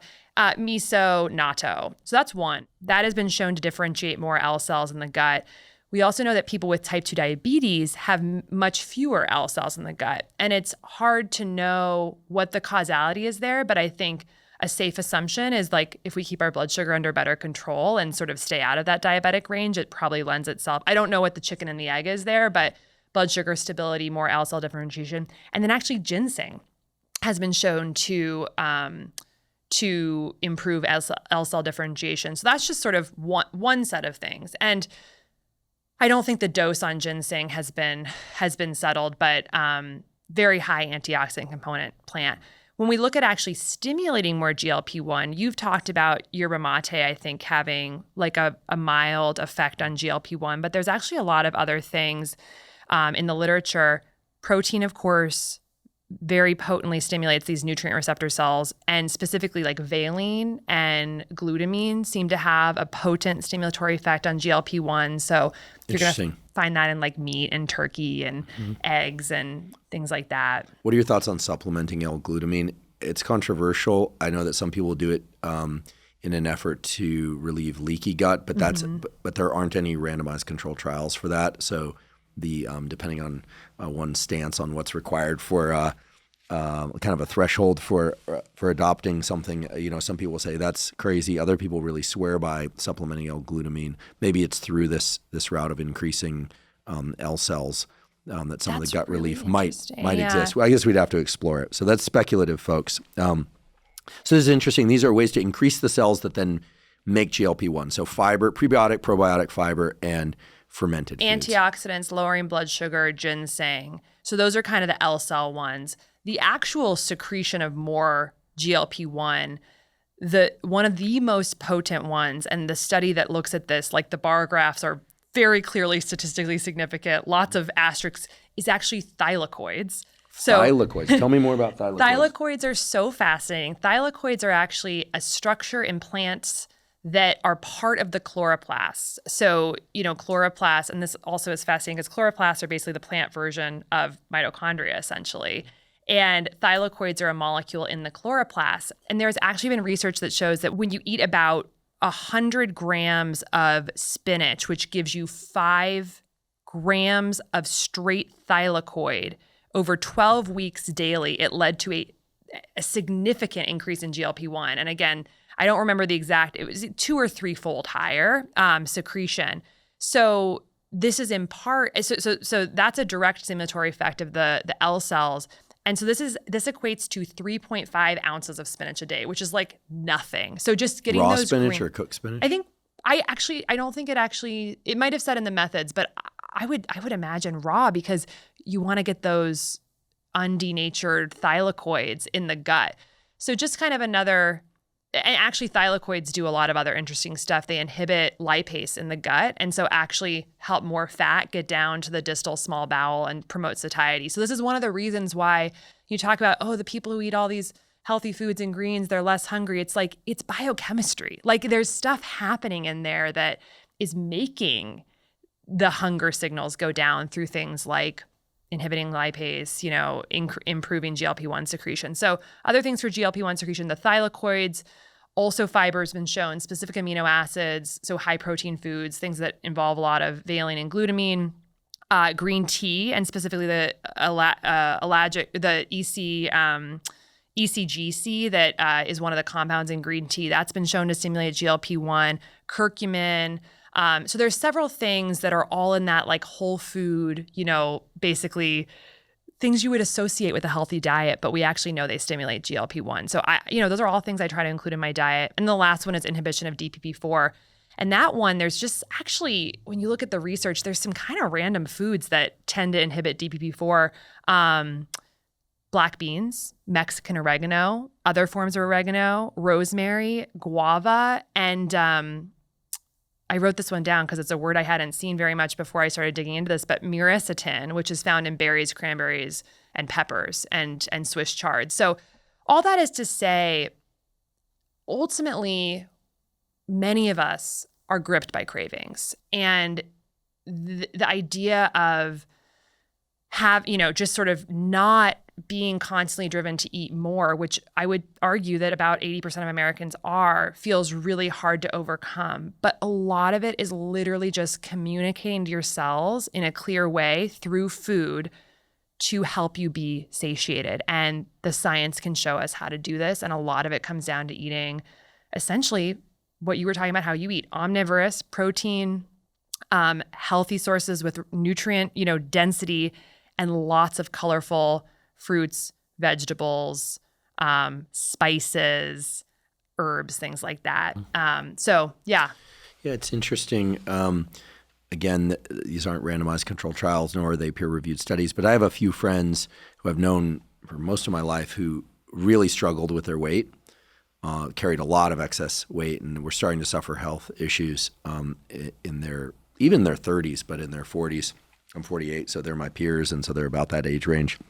And they've all done extremely well, meaning they lost a tremendous amount of body fat, are terrifically healthy now by way of basically restricting their food intake to proteins, so fish and meat, eggs, fruits and vegetables. They basically just cut out starches, but I don't think it was the starches per se. I think it was the satiety that comes from eating high-quality protein, fruits and vegetables, and from limiting the number of highly processed foods. And actually the toughest thing for all of them was to stop asking me, or themselves rather, like, can I include this condiment, this, And what's interesting is all of them now seem to really enjoy eating foods in their more pure form. Right. And I'm not somebody that pushes this on my friends. They just come to me and say how do I lose 50 pounds without having to exercise it all off, as the only source of weight loss. They all exercise as well. But it's just so daunting to try and lose, 20, 30, 40 pounds, and to do so quickly and then to keep it off, because they've all had the experience of going on a diet and then exercising a lot. Then the point here is that I really think there's something powerful about that relationship between taste, macronutrient value, micronutrient value, and satiety. Yes. I think there's really those powerful associations because the brain is such an associative machine. One thing that I should have said before, and I know most people are familiar with Ozempic. Yeah. And its commercial names are, I forget what the Ozempic is the commercial name, and Mounjaro and Wegovy, and yeah. Got it. Is that GLP-1 acts more or less as an appetite suppressant. Right. Yeah. Powerful appetite suppressant. Yeah. So many millions of people are now taking GLP-1 analogs. Yeah. Is that right? I think there were over 20 million prescriptions in the United States last year. Is it expensive? It's $20,000 per year. Does insurance cover it typically? Right now, insurance is covering it for indications, but there is a all-out assault from the pharmaceutical industry to essentially classify obesity as a genetic disease and a chronic disease in order to be able to feed this medication more into the insurance pathway and essentially get more taxpayer dollars to pay for this medication. And it is extremely expensive, and it's on track to be the highest grossing medication in human history because it's now being recommended for people with obesity, type 2 diabetes, and then the American Academy of Pediatrics recently has talked about giving this to children as young as 12 as part of the first line for overweight. And I think really it's such a travesty based on the conversation we've had, because what Ozempic does not do in any way, shape, or form is impact the toxic environment that we're living in that's hurting our mitochondria. Losing weight is different than improving mitochondrial function. And mitochondrial dysfunction is the root cause of basically every chronic illness and symptom that's torturing American lives today. And so in many ways, it represents like the ultimate Band-Aid for an environment that is not changing. And when you think about what we could do with $20,000 per year, and it's a weekly injection. So people will say, per person, like, oh, it's a medication that is intended to be taken for life, because when people come off this medication, many people are gaining back all of the weight or even more weight afterwards. And then there's been conversations, Peter Attia's weighed in on this, about loss in lean mass. Part of the weight loss is disproportionately muscle. And so there's a lot of concerns about it above and beyond its ability to lower the number on the scale that we should all be very alert to, because the reality is that the 40 trillion cells in our body are in an environment in the Western world right now that is not conducive to core biologic functioning. And there is obviously no shot that can mitigate the multi-front assault on our biology that ultimately generates a body that's immensely profitable for those 100 specialties of healthcare. So, we're living in this matrix and this game of, a devil's bargain between a $4 trillion healthcare and pharmaceutical industry and a $6 trillion processed food industry that all want us to think that, the answer is found in a shot and we don't need to change anything about our lifestyle. But of course, these simple habits that we're talking about, eating real food, moving, walking, et cetera, getting out in the sunlight, rapidly can increase our mitochondrial capacity and, are just the most disruptive thing that we can do, in our culture today is learn about metabolic health and improve it. And it's just interesting to see what's happening in the media with sort of the assault against these empowering habits and very in favor of a medication like Ozempic. And then when you trace, unfortunately, incentives there, a huge percentage of these outlets that cover, Ozempic as a miracle drug, their bills are paid by pharma. 60% of mainstream media advertising budget is pharma. And so, I just say that because I think it's a scandal that we give so much airtime to these medications and not to simple metabolic habits that can make us feel, so incredible and really change our core biology. So walking, exercise, eating minimally processed or non-processed foods. You also mentioned temperature. Yeah. Very, very interested in that. But before we go a little bit further down the path of what one can do in terms of having agency over their metabolic health, I just feel obligated to just entertain the possibility. Presumably somebody who's really struggled with their weight a long time, maybe because of excess cravings, challenges in regulating their appetite or whatever. We don't know what the reasons are. Maybe they injured their knee and they can't exercise. I mean, this happens, right? At least not yet. Takes a GLP analog like Ozempic, loses some weight, probably loses some muscle also. One would hope that would give them the sense that, okay, now I can move my body better. I'll start exercising, eating better as well. I think that I have to imagine that there's a middle case condition where people are not just relying on pharmaceuticals and not just relying on behavioral routes to improve metabolic health, but can do both, right? I mean, and one would hope they are if they're already taking these meds. Or is it the case that when people have a pill or an injection or a potion that it gives them the effect that they want, that they just remain sedentary? I think we have to look at history here. I mean, first of all, there have been other weight loss medications throughout history that you've talked about on the podcast, like the fen-phen. And then there was another one, I think even before that made people, their temperature go up that you've talked about. So the two, I used to work on thermal regulation as an undergrad. So fen-phen was eventually banned because it caused some cardiac issues. Right. I believe it was a stimulant, right. Fenfluramine. So, sorry, it's not fenfluramine alone. It's a combination of things. That's why it's called fen-phen. And then dinitrophenol, right. Yeah. which was based on the observation that workers in ammunitions factories were being exposed to this stuff and losing a lot of body fat and weight.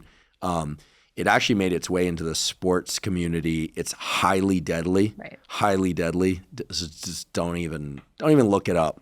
It's highly deadly.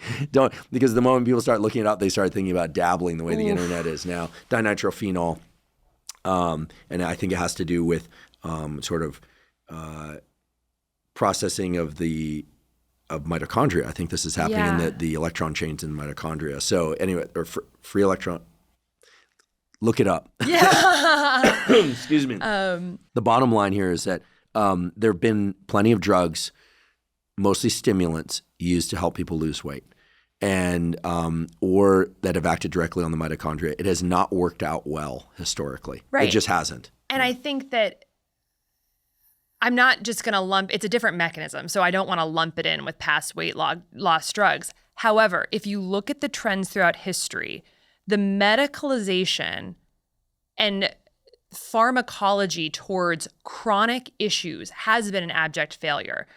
I don't know of, and I'm sure people can correct in the comments, but of a single chronic condition for which the explosion of the pill to treat and manage that condition has lessened the rates of that condition. The more SSRIs you prescribe, the more depression we have.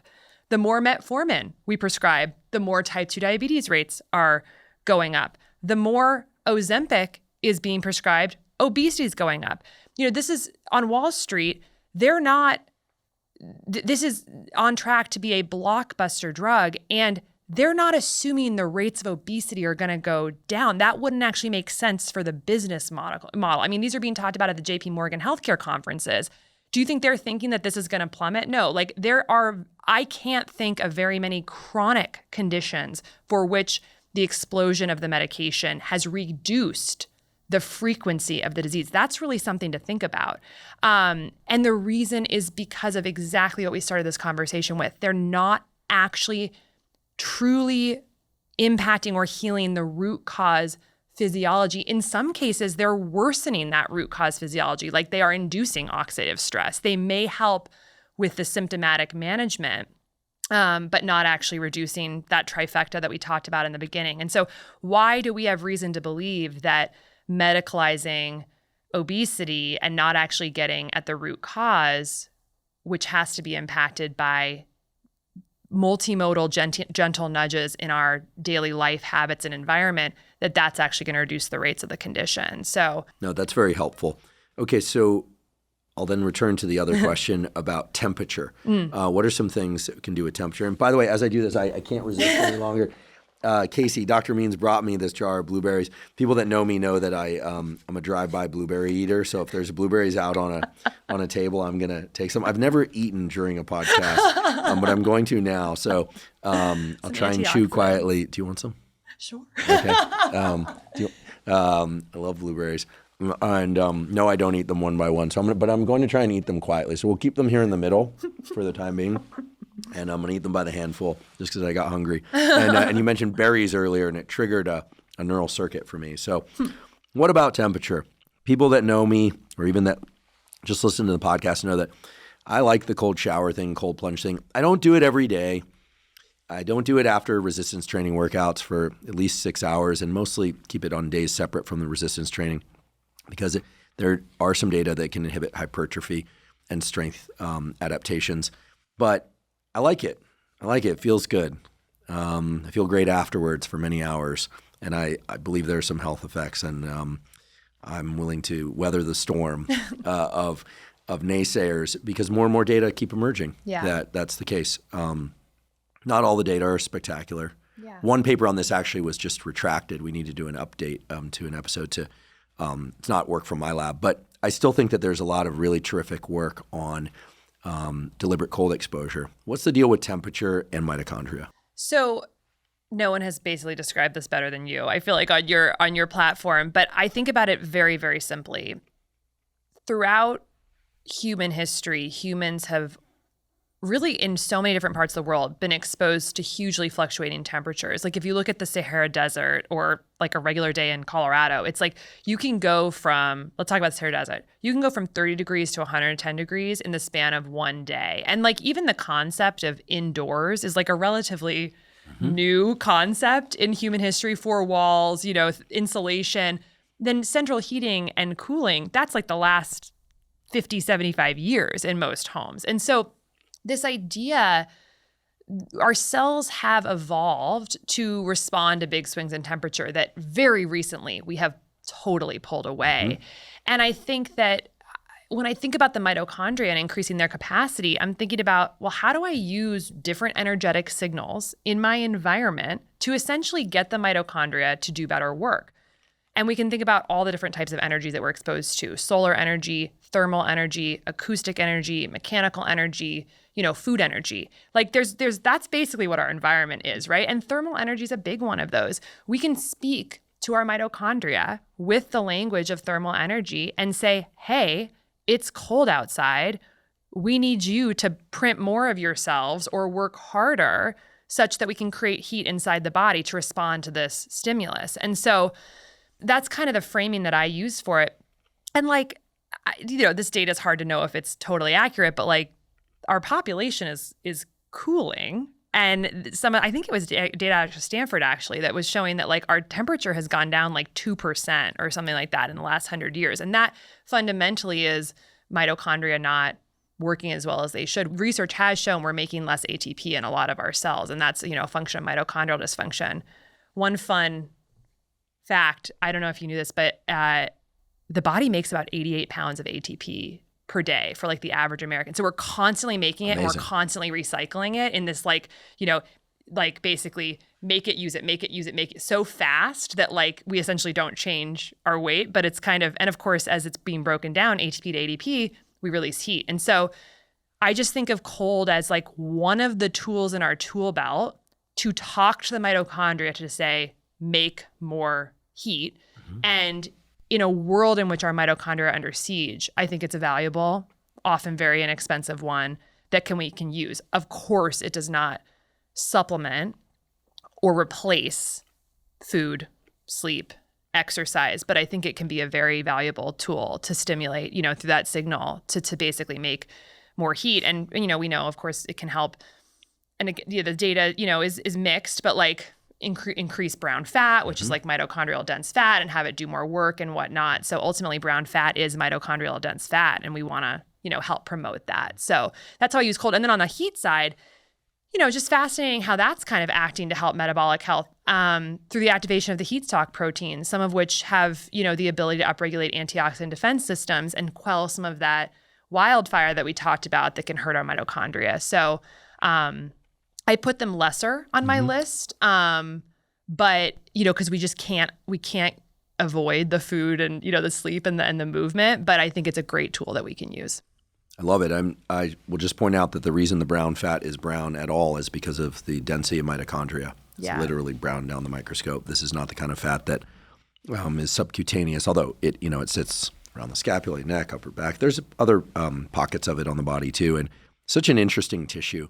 I don't know why deliberate cold exposure is so controversial. I think it's because people who don't like it, and frankly, no one likes getting in it. The best part is getting out and how you feel afterwards. But I think nothing grates on people like deliberate cold exposure if they don't like deliberate cold exposure. And there's no requirement for it, but I think it's a very interesting stimulus. And I think there's also a very interesting relationship between light and temperature, because in most areas of the world, as days get longer, meaning more sunlight available, temperatures go up. And nowadays we can really divorce ourselves from all this day lengthening and shortening, temperature fluctuations, which is not to say that we should all be running around in a minimal amount of clothing outdoors. But there's just such beautiful data from Dr. Susanna Soberg's work showing, for instance, that deliberate cold exposure then leads to one feeling more comfortable at cold temperatures because you become essentially more of a furnace. That's more, right. more brown fat. Anyway, we could go on and on. But I think it's yet another lever of autonomy in terms of taking control of one's health. As you said, not as critical as food intake and quality, amount, and maybe timing as well. Speaking of timing, what are your thoughts on fasting? And then, of course, movement and exercise. Yeah. The way I conceptualize the idea of fasting, obviously this is one where we need more words, right? Because the word fasting is so limited. There's so many different parts of this. But skipping breakfast for me would be that, or skipping dinner. Sometimes I'll skip dinner, sometimes I'll skip breakfast. Right. I think that some of the most interesting data that I've seen has been about if we reasonably compress our eating into daytime hours during the part of the diurnal cycle when we are supposed to be eating. So essentially matching our chronobiology with our behavior, which, we are diurnal organisms, so we kind of need to respect that. Like when we do that and we compress it in a moderate way, our metabolic health is better. And so some of the studies that have looked at this, one that was interesting was, and I think very hopeful for people, is that if you take all the food, all the calories that you're going to eat and eat them in a 6-hour window versus a 12-hour window, totally same amount of calories, exact same food. This is a controlled experiment. People who eat the same amount of calories in a 6-hour period are going to have much lower, statistically significantly lower glucose, 24-hour glucose and insulin levels compared to people who just space it out over the course of a 12-hour period. And it makes sense because if you're spacing that food out over the course of 12 hours, that is a different biochemical milieu in your body throughout the day. It's kind of similar to the walking. It's like you are then stimulating insulin several more times. You are exposing the bloodstream to insulin and glucose just more throughout the day, and giving the bloodstream less of an opportunity to just sort of be clear from that glucose and that insulin. And so compressing our eating window seems to be helpful for metabolic health. And it's a bang for your buck, right? Like you can eat the same amount of food. You just have to eat in a shorter period of time. So for people who want to eat, a lot, maybe just consider compressing it into daytime hours, 6 to 8 hour window. Yeah, for me, 6 is tough. The one meal per day thing is tough. I have friends like Lex Friedman that do the 1 meal per day thing. I end up eating so much food at that meal that I experience a lot of kind of like mechanical distress.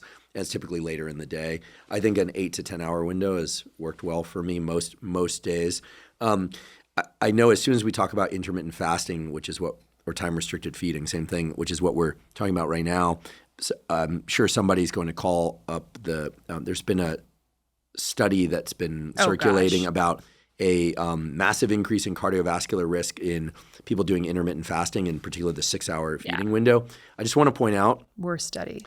As far as I know, I could be wrong, but as far as I know, that study is still in abstract form. It's not yet peer reviewed. Yeah. It's like the fact that studies that haven't been peer reviewed aren't even close to being peer reviewed are being like put out there as news stories is really problematic because I can tell you as somebody who sat on the editorial boards of many journals for many years, I still sit on a few, reviewed countless papers, I've submitted and had to deal with reviews on countless papers. The fact of the matter is, like, until the reviews are done, the revisions are made, like that paper may never see the light of day, and it may end up in a journal that is barely worthy of a placemat. It might end up in a high-tier, high-quality journal, but it might not. So just because there was, quote-unquote, a study done means very little, but it means especially little, maybe nothing until it's peer-reviewed. Absolutely. And the methods were very poor in that study. It was a recall-based study, I think, for 2 days of recall of people's diets, which is notoriously very bad in terms of accuracy. So yeah, and I think I'm not in any way suggesting that a 6-hour window is the optimal window. I'm just sharing the data that suggests that compressing the window seems to have a favorable effect. And I certainly don't do 6 hours. But I think when you look at what the average American is doing, which is the average American has 11 eating events per day, and 50% of Americans eat over a 15-hour window per day. I can recall those because I remember when I was writing the book, I was like, that's a long time, 15 hours and 11 events.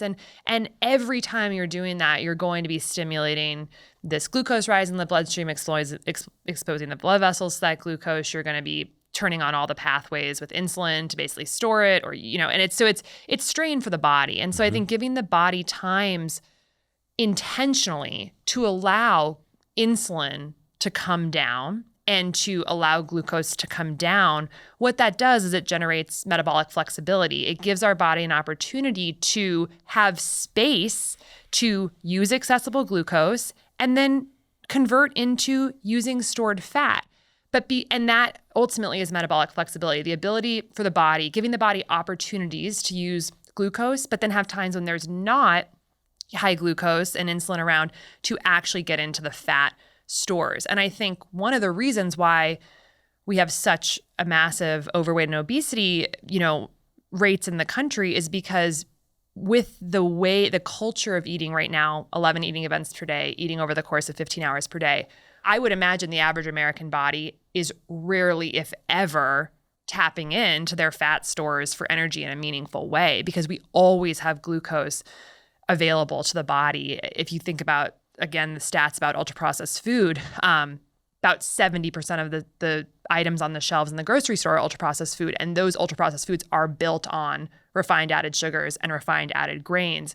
So we very rarely give the body the opportunity to rest and move into fat burning. And that's where compressing the eating window can be valuable. Obviously, people have talked about this before, but fasting can be a stressor for the body, especially if your body's not used to using fat for energy. And so it's something to ease into and go slow. But I think if you're slowing down enough to really hear what your body's signal are saying, you can kind of know whether I think your fasting is working for you or not. I can tell if I've got too many other things going on, I haven't slept well, a lot of stress, I can tell that fasting's kind of making me jittery and not feel good versus if I have good capacity, I can feel that it's actually making me feel really incredible. And so tune in with your body, obviously. And, you can check your biomarkers. If you have a CGM on, you can see what's happening in your glucose. If you have a ketone monitor, you can see what's happening in your ketones and really actually track, which I think makes fasting actually even more fun. I'll mention one other piece of data that I think is actually really kind of fun as well with timing of eating. There was a study that looked at people who ate the exact same meal at 9:30 a.m. or 8:30 p.m. So basically after dark, essentially in the part of the diurnal phase when we probably shouldn't be eating, versus early in the morning, 9:30.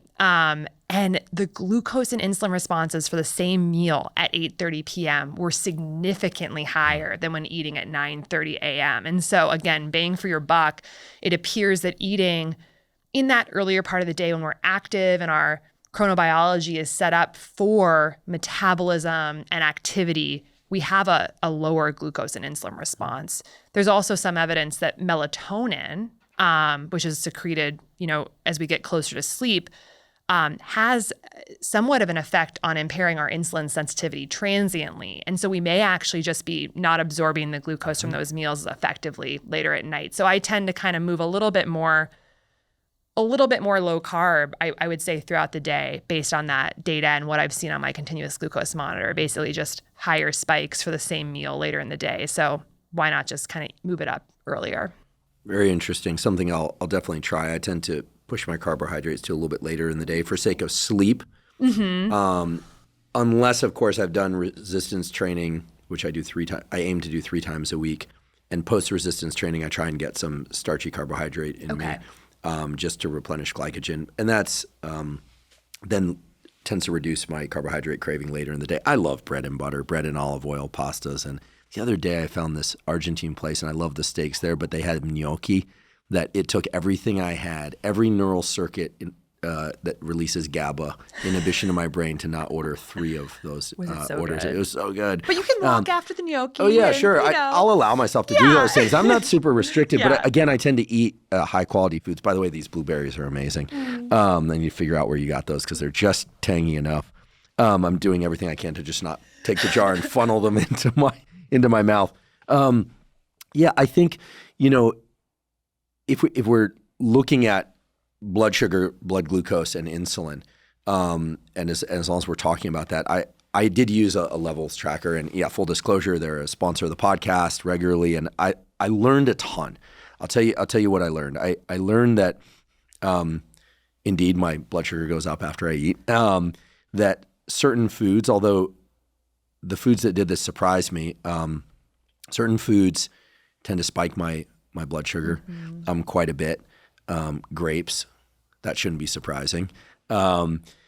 Food order was very powerful for me. I know that the data on food order are a little bit mixed and it's controversial, but I like to eat like the French. I like some soup, then I like my entree, and I like the salad at the end. That turned out to have the steadiest and lowest rise in blood glucose for me, and then across time. I also found that I love hot sauna. I go so hot with the sauna that I've been accused by Rogan and other people I'm going to turn myself into a brisket. But after the sauna, my blood sugar spikes, presumably because I'm a bit dehydrated, and it's the concentration of blood glucose. Is that possible? Does that make sense? It does make sense, but also the heat can affect the accuracy of the sensor itself. Okay, so that could be it too. But yeah, basically what it allowed me to do is make a few adjustments in terms of foods that I eliminated or eat less of, food ordering within a meal. And I find that I'm very susceptible to, if I don't include enough fat, dietary fat in a meal, then my blood glucose spikes, even if it's just like tuna, right? But by including olive oil and other things, it really blunts it. And of course, here we're doing correlative anecdata. But for me, I felt far better when I included a bit more fat and when the food order was adjusted the way I mentioned before. Always including a little bit of fiber really helped. And that makes sense, right? Slow the absorption of the food, presumably. So I found that it was a very valuable experiment for me. Again, this isn't an advertisement. It just so happens I did this and really benefited from it. What are some other things that one can learn from continuous monitoring of blood glucose? What are some things to watch for that might signal a problem? And what are some fun things that one could do to explore and experiment? Because I like to explore and experiment. Yeah. Well, I mean, a lot of the things that you just naturally learned are the things that have been shown in data. And like you said, some of this data, it's like small studies, small groups of people. But for instance, adding fat and fiber to meals has a significant and repeatable impact in populations on lowering glucose response. Fat probably in some part due to slowing gastric emptying and to actually slowing the digestion process. So the rise in the bloodstream is going to slow down. And then fiber, both for that reason, but also because fiber can, in a sense, create like a mesh sort of blocking the absorption of some of the glucose that's in the meal. So literally kind of actually preventing you from absorbing all of the carbs. And we've actually seen that in the levels data set, that the more fiber people include with their meals, we see essentially a direct relationship with lowering of their glucose excursions, which is really exciting because fiber is something that you can add to meals very easily. I put basil seeds, chia seeds, hemp seeds, flax seeds on a lot of my food at this point because it's essentially a little bit of fat, a lot of fiber, and it's kind of just helps you kind of get more from your meal. So what you can learn. So I think step one, the way I think about a glucose monitor, first of all, I'll say the purpose of the glucose monitor is not to game the system and get flat glucose. The purpose of the glucose monitor is curiosity. It's to start to understand how it's essentially an MRI for how all of our different dietary and lifestyle strategies are creating this readout of glucose in our body, which I think can be really interesting. And in a world where so many cards are stacked against us with diet and lifestyle, and where there's a lot of confusion about what's right for us, that can be like very helpful in actually reducing the confusion and the cognitive load of our choices. We know that keeping your blood sugar through the course of a lifetime in a low and healthy range, so I don't mean up and down spikes during the day, but keeping your blood sugar healthy throughout the course of your lifetime is probably the best thing we can do for longevity, staying insulin sensitive, staying out of the diabetic range. And so one thing that the glucose monitor does for us is just give us more awareness and agency into like what the trends of our glucose are over time, as opposed to a literally one data point snapshot once a year in the doctor's office, which is what the majority of us are used to.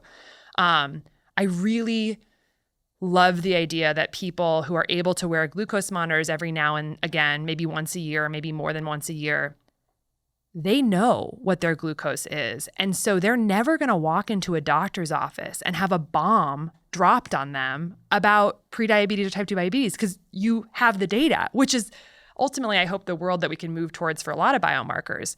So you can see trends over time, which I think is very valuable. One thing that's fascinating in terms of early prediction of metabolic disease is that you can see how long it takes your glucose to come down after a meal. So in a normal, healthy, insulin-sensitive body, even if the glucose goes way up, it should come way down very quickly because the insulin is binding to insulin receptors and the glucose is getting taken up and it'll lower. What is quickly over the course of? It should be down by 2 hours, but from what I've actually seen in our like most insulin-sensitive people and also in research that looks at young, healthy populations, you should basically be spiking and coming down, spike about 45 minutes and come down hour and a half, 90 minutes to 2 hours. But if This is after last bite? After last bite, although it's hard to kind of exactly know. Right. But yeah, meal is over. I would say about 45 minutes to go up to the peak and then start coming down very quickly.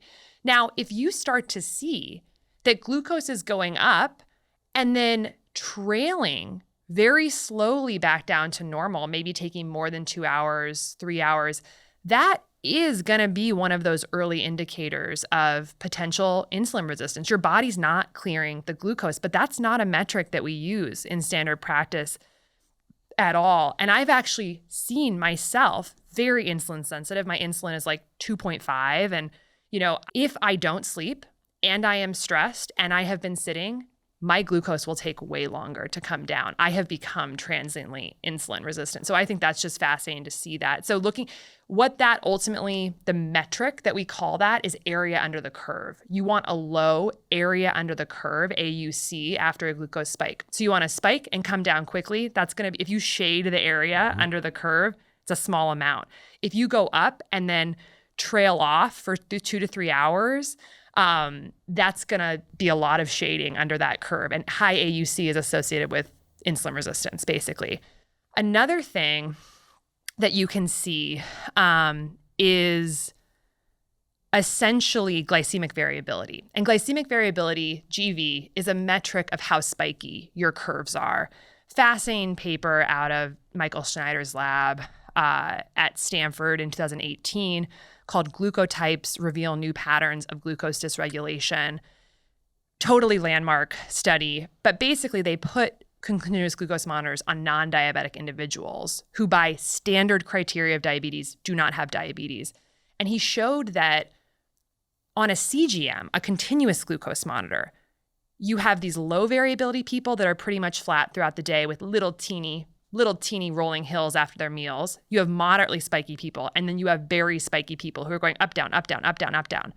When you correlate those different patterns of glycemic variability in non-diabetic people, you find that the spikier they are, the worse their biomarkers are metabolically across the board, insulin, triglycerides, et cetera. So basically, they're showing signs through variability of underlying dysfunction that you would never know from a standard test. Those are the people who I imagine are probably going to go on to develop diseases. And yet, based on standard criteria, their doctor's telling them that they're fine, that they're all the same.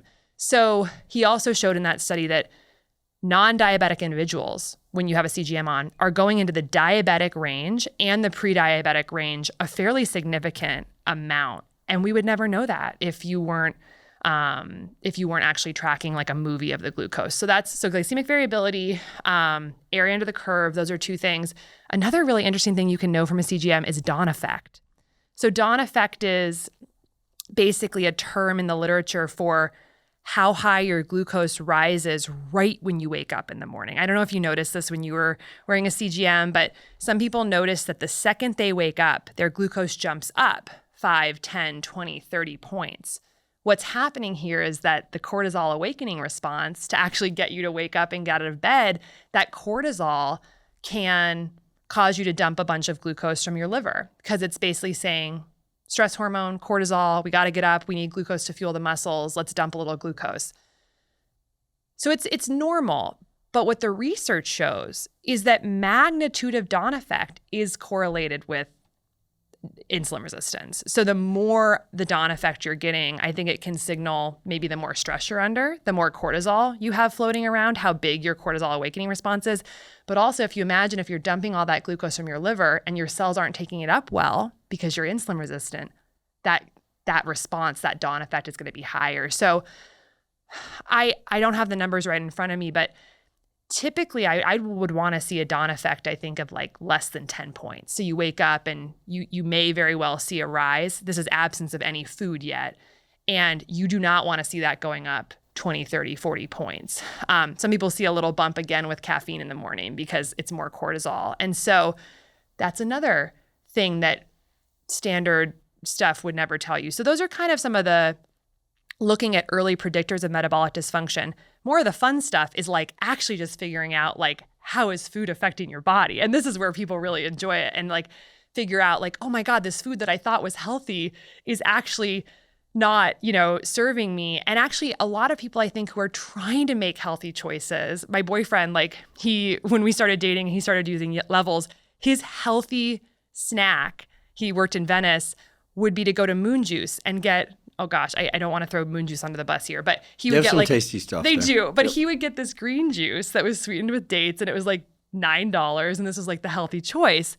And he saw the second he put on levels that it was causing a huge spike, like 50, 60, 70 points. And then he was crashing. And he was actually trying to make a good decision. So now he's swapped his snacks out for more like, grass-fed cheese and some flax crackers and maybe like a venison stick or something, like grab and go stuff that isn't spiking his glucose. But I think it can help people figure out like which foods are doing what I want them to do and which maybe aren't. And same thing happened for so many of our members with oatmeal. Unfortunately, instant oatmeal is one of the biggest spikers in our data set for breakfast. And a lot of people are making that choice because they think it's heart healthy. And in many people, it's actually causing a big glucose excursion and crash. And then in some other people, it's not. And so it's really helping with what are the sneaky spikers? And then where's the biochemical individuality? And there was a phenomenal paper out of Israel that from Cell about 7 years ago called Personalized Nutrition by Prediction of Glycemic Responses. It made big waves, but it basically showed that you and I could eat the same handful of blueberries and have totally different glycemic responses. So the idea of glycemic index as like a certain amount of food with a certain amount of glucose causes a certain glucose rise, it kind of debunked that. And that matters because repeated sustained glycemic variability over time is not good for our health. We want to choose the foods or balance the foods that are going to keep us relatively more stable. So that's very helpful, just understanding your personal response to food. And then what are the lifestyle strategies you can use? Sleeping better, walking after meals, more resistance training, cold plunging, breath work that can actually serve to modulate the food environment to actually reduce the glucose spikes. And people find that all of those things can positively impact glucose spikes, especially the walks after the meals. But it's been fascinating to see a lot of women, especially like menopausal women in our community who find that their glucose patterns are getting worse because estrogen's dropping, and that's going to, really take a hit on insulin sensitivity. They start resistance training, glucose comes kind of right back down. So because of the monitor, they can feel more confident in the intervention they've chose to do to help with metabolism. And that kind of creates a virtuous cycle. So those are some of the big things. Those are big. Can I mention one more? Please. I know I love that. I could obviously talk about this all day. I think it's fascinating, but this is just one more that I think is fascinating because this was a paper in Nature from last year that talked about, and this might actually be one of the most valuable things to people, which is that, again, talking about cravings, we all want to get off the craving grip. This paper in Nature showed that essentially when people spike their glucose with high carb, high starchy foods, they'll often have a big crash afterwards. And the reason for that is because a big spike leads to a lot of insulin secretion, and then you soak up all the glucose. And sometimes you can actually go below your baseline. So a small spike usually won't lead to a crash, but a big spike often will. That's called reactive hypoglycemia, postprandial hypoglycemia. A lot of people think they're dealing with hypoglycemia when in fact what they're really dealing with is that they're spiking their glucose too high and then they're crashing. I see. And the paper showed that the extent of post-meal dips, the crash after the spike, was predictive of 24-hour energy intake and cravings for carbohydrates.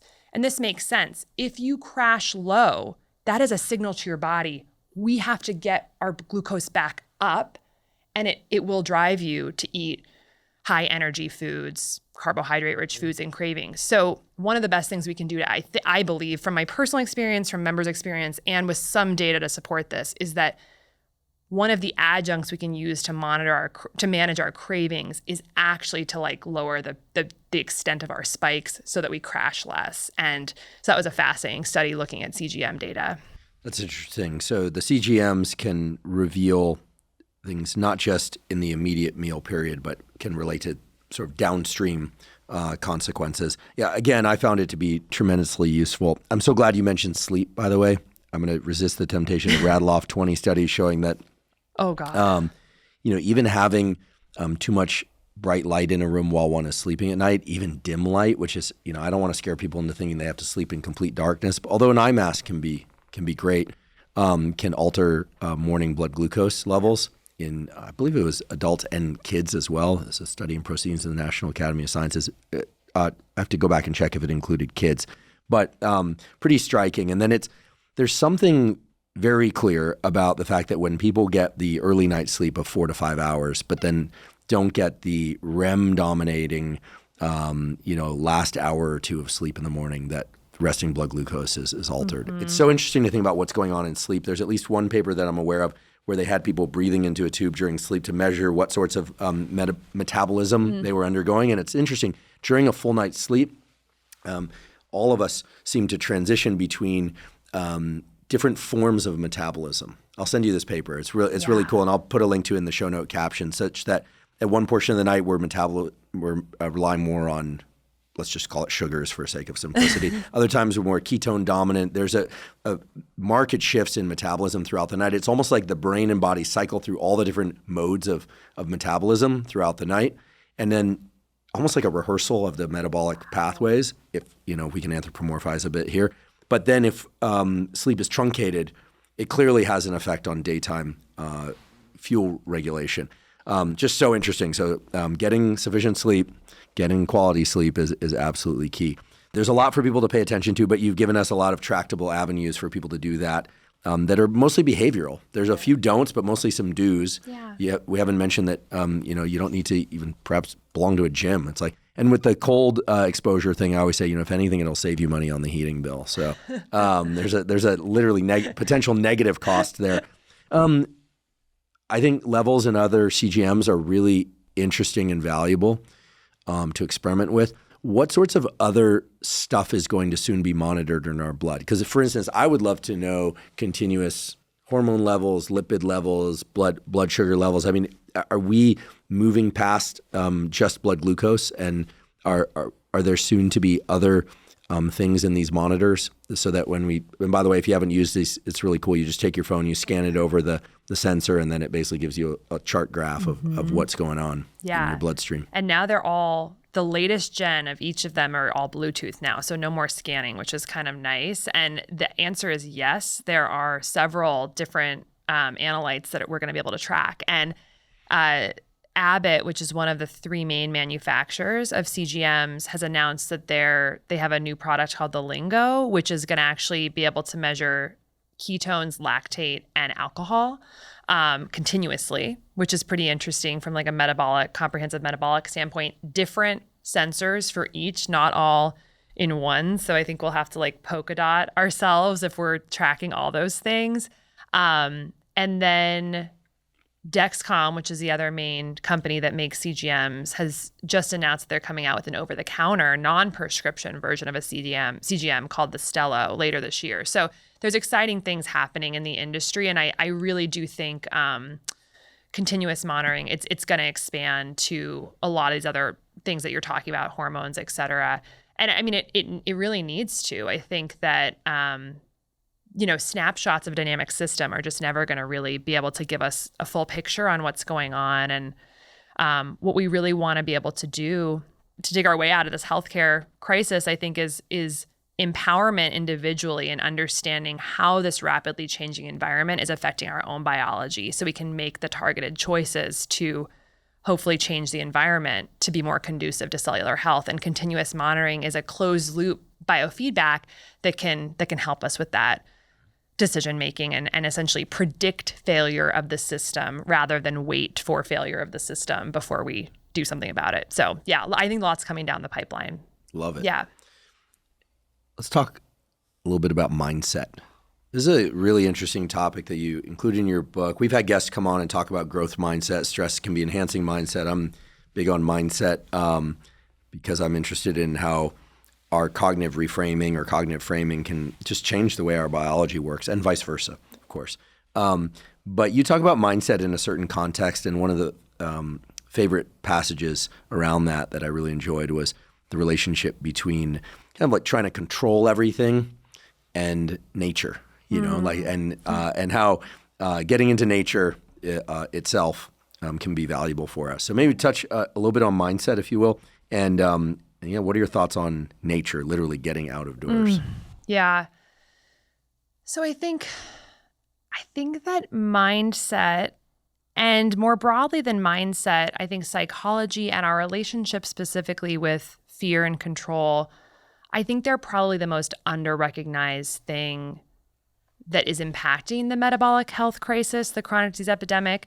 There has been data that's looked into this. We know that there's studies showing that loneliness impacts mitochondrial function, and that loneliness is a risk factor and stress is a risk factor in these things. And something really fascinating actually with the CGM data is that many people who wear a CGM, I don't know if you saw this, but when you feel stressed, it actually has a diabetogenic effect. It literally causes our blood sugar to go up when we feel stress. And that can be a fascinating unlock for people to realize, I kind of feel like I'm okay right now, but my body is telling me something different. It's telling me that biochemically, I'm actually releasing energy stores from my liver, glucose, to fight some threat that, I wasn't really aware of. So we definitely understand there's this link here, but it's certainly not made its way into clinical practice. So the way I think about it is that what we know about the cells, and especially the mitochondria, is that the mitochondria are more than the powerhouse of the cell. They actually are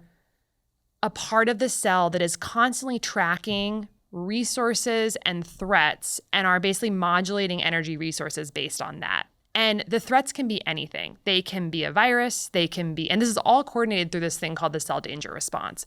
It can be a virus, it can be a toxin in the environment, it can be lack of micronutrients for the electron transport chain that it needs to do its function. It can also be psychological threats because, of course, our psychological milieu translates through nerves and hormones and neurotransmitters and our microbiome to affect our cellular biology throughout our whole body. Our cells hear every single thought that we're thinking through biochemistry. And when a cell and a mitochondria are getting the message that there is a threat or something to be afraid of, they are going to change metabolic function towards defense, alarm, threat response, and away from repair, homeostasis, building, essentially thriving. So and I think what's really maybe the most unnatural thing about our modern world, the food, of course, is unnatural. 70% is ultra processed, but we also have this device in our hands, literally with us all the time, streaming fear-inducing media into our brains and eyeballs every waking moment of the day if we let it. So we're glued to our screens and our devices. And right now, essentially, the traumas and fears of 8 billion people all over an entire globe are now ours to process. And our cells and our mitochondria, there is no escaping it. They are going to respond to that. And so I think a big part of the metabolic health conversation is, how do we create a sense of safety in our bodies, no matter what is happening outside of our bodies? And this can come down to every person's journey will be different for this, because the things that cause a sense of threat or fear for any two people are going to be different. And I think some of the main categories is, one, unresolved childhood trauma, like something that I think is getting a lot more talked about these days, but like what's embedded in our nervous system, these limiting beliefs and memories that are really wired that create a sense of hypervigilance in us sort of all the time. What's coming in through our devices, our phones, our computers, the media that we're exposed to that's constantly giving a fear signal. And I think on a broader level, a big Western one that we don't talk about is literally like existential fear of mortality. We have a very despiritualized, very uniquely death-fearing culture. Like you look at other cultures, Eastern, Indigenous, the Stoics, they all had intense curiosity about death. We talk about the cycles of life. There's this real engagement with it that we are so afraid of in the Western system, to the extent that our entire healthcare system, actually, I think, we've built it around like, we're not gonna help you thrive. We're just gonna do whatever we can to make sure you don't die. Like it's built in everywhere. And so we've got the devices, we've got the childhood trauma, we've got the fear of mortality. We have a very poor system of mental health care in the culture. And I think that through all these things, Americans are getting crushed mindset and psychology wise. And that is a big, big trigger of our mitochondria essentially diverting resources towards defense, threat, and alarm rather than homeostasis, building, repair. Mm-hmm. So again, it comes back to taking really honest stock of what are the true fear triggers in our lives across those and others, and creating a sense of safety in our minds and bodies, no matter what the external world looks like, which may mean putting boundaries up to, the media, doing the therapy, doing the different modalities. What I believe, and I talk about in the book, getting back to the question about nature, is one of the best things that we can do is actually literally just go outside. And it sounds so simple, but one of the most astonishing stats I literally found in researching this entire book was that the average American is spending 93.7% of their time indoors. Wild. 93.7. That's in a car or in a building. So we are locked in these cages staring at fear-inducing media, and our mitochondria are like, what? Like, what? Mm-hmm. I don't know where to channel my energy. It's just, it's short-circuiting, I think. So many things happen when we go outside, as you know. I mean, even what the vision system is doing to our anxiety levels. We are getting sunlight, which of course for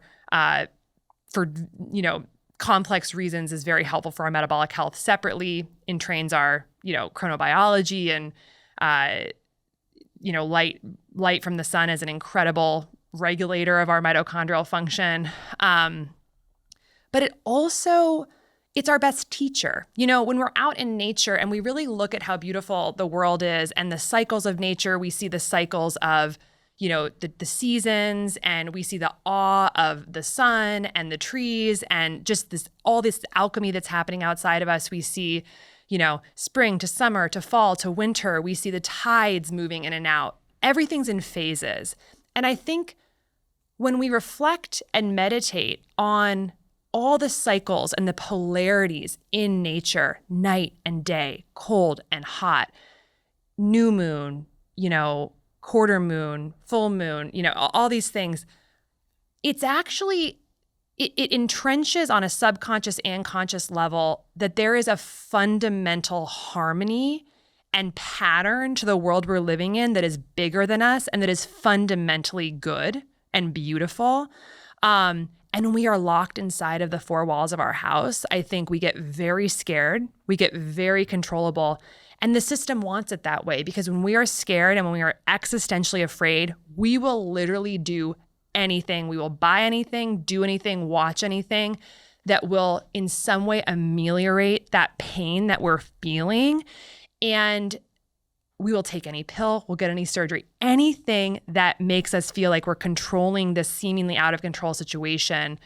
And that's what drives us into all the dopamine loops, the social media, the processed food, the porn, the gambling, the alcohol, all of it. It's all to ameliorate, I think, ultimately fear. Mm-hmm. And I think by actually really just spending a lot more time, try and get that 93.7% down to like 50%, spend as much time as you can outside. We know that people who spend more time outside are metabolically healthier. And I think it's for pleiotropic reasons. But I think one of it is that it is the ultimate convincing of abundance and fundamental abundance in our world, and of awe, which I think is really the antidote to fear. And that has a profoundly soothing effect on our psychology. and the sense of scarcity that drives a lot of the decisions that actually make us unhealthy. It's fundamentally rooted in scarcity. And I think also when we realize we are part of nature, again, going back to that Taoist statement, we're a process, not an entity, realizing like, all the trees around us, when we take that walk, even in a city, we see all the trees, all those plants, all those leaves are making the oxygen that literally let us do oxidative phosphorylation. And that sun and that leaf on the tree, the sun's energy is literally being stored in the carbon-carbon bonds that the plants are generating in photosynthesis, that ultimately all metabolism is unlocking the potential energy stored from the sun to create the human energy that lets us love and move and live and think and do all the things we love to do. And then it just becomes so obvious, like, of course we have to like eat real food. And of course we have to not poison our soil with pesticides. And of course we have to like, care about the environment, and we have to get outside and move, and we have to be in the sunlight during the day, because we are the environment. We are a process that's constantly in dynamic conversation with it. And I think a lot of people will find that their health gets a lot better if they spend radically more time outdoors. And I think a lot of people might say, well, I can't. I work on a computer. And I'm like, Rome is burning. Like, we're sick as hell right now. We need to get creative. Like, move your computer outside, take a walking meeting, open your mail outdoors, chop your vegetables on your balcony at your apartment. Like, we have to find a way to connect back with our source, understand that the world is abundant and harmonious, re-entrench the belief in our connection with nature, and then let all of our dietary and lifestyle strategies stem from that sense of gratitude and awe. And that will lead us right where we need to go, which is a really, I think, joyful experience of our health journey that's rooted fundamentally in connection rather than us being siloed from all of this, which, going back to the beginning of the conversation, that's fundamentally what's wrong with the healthcare system. It's silos, and we have siloed ourselves from all of the life-giving things in our environment. And that has ultimately led us to be very, very, very sick. And I think we got to go back outside. So that's one of the things. But there's many other things we can do to change our relationship with fear. But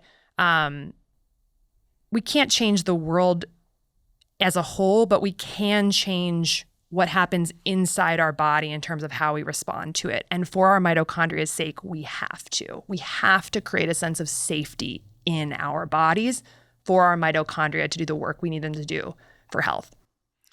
I love it.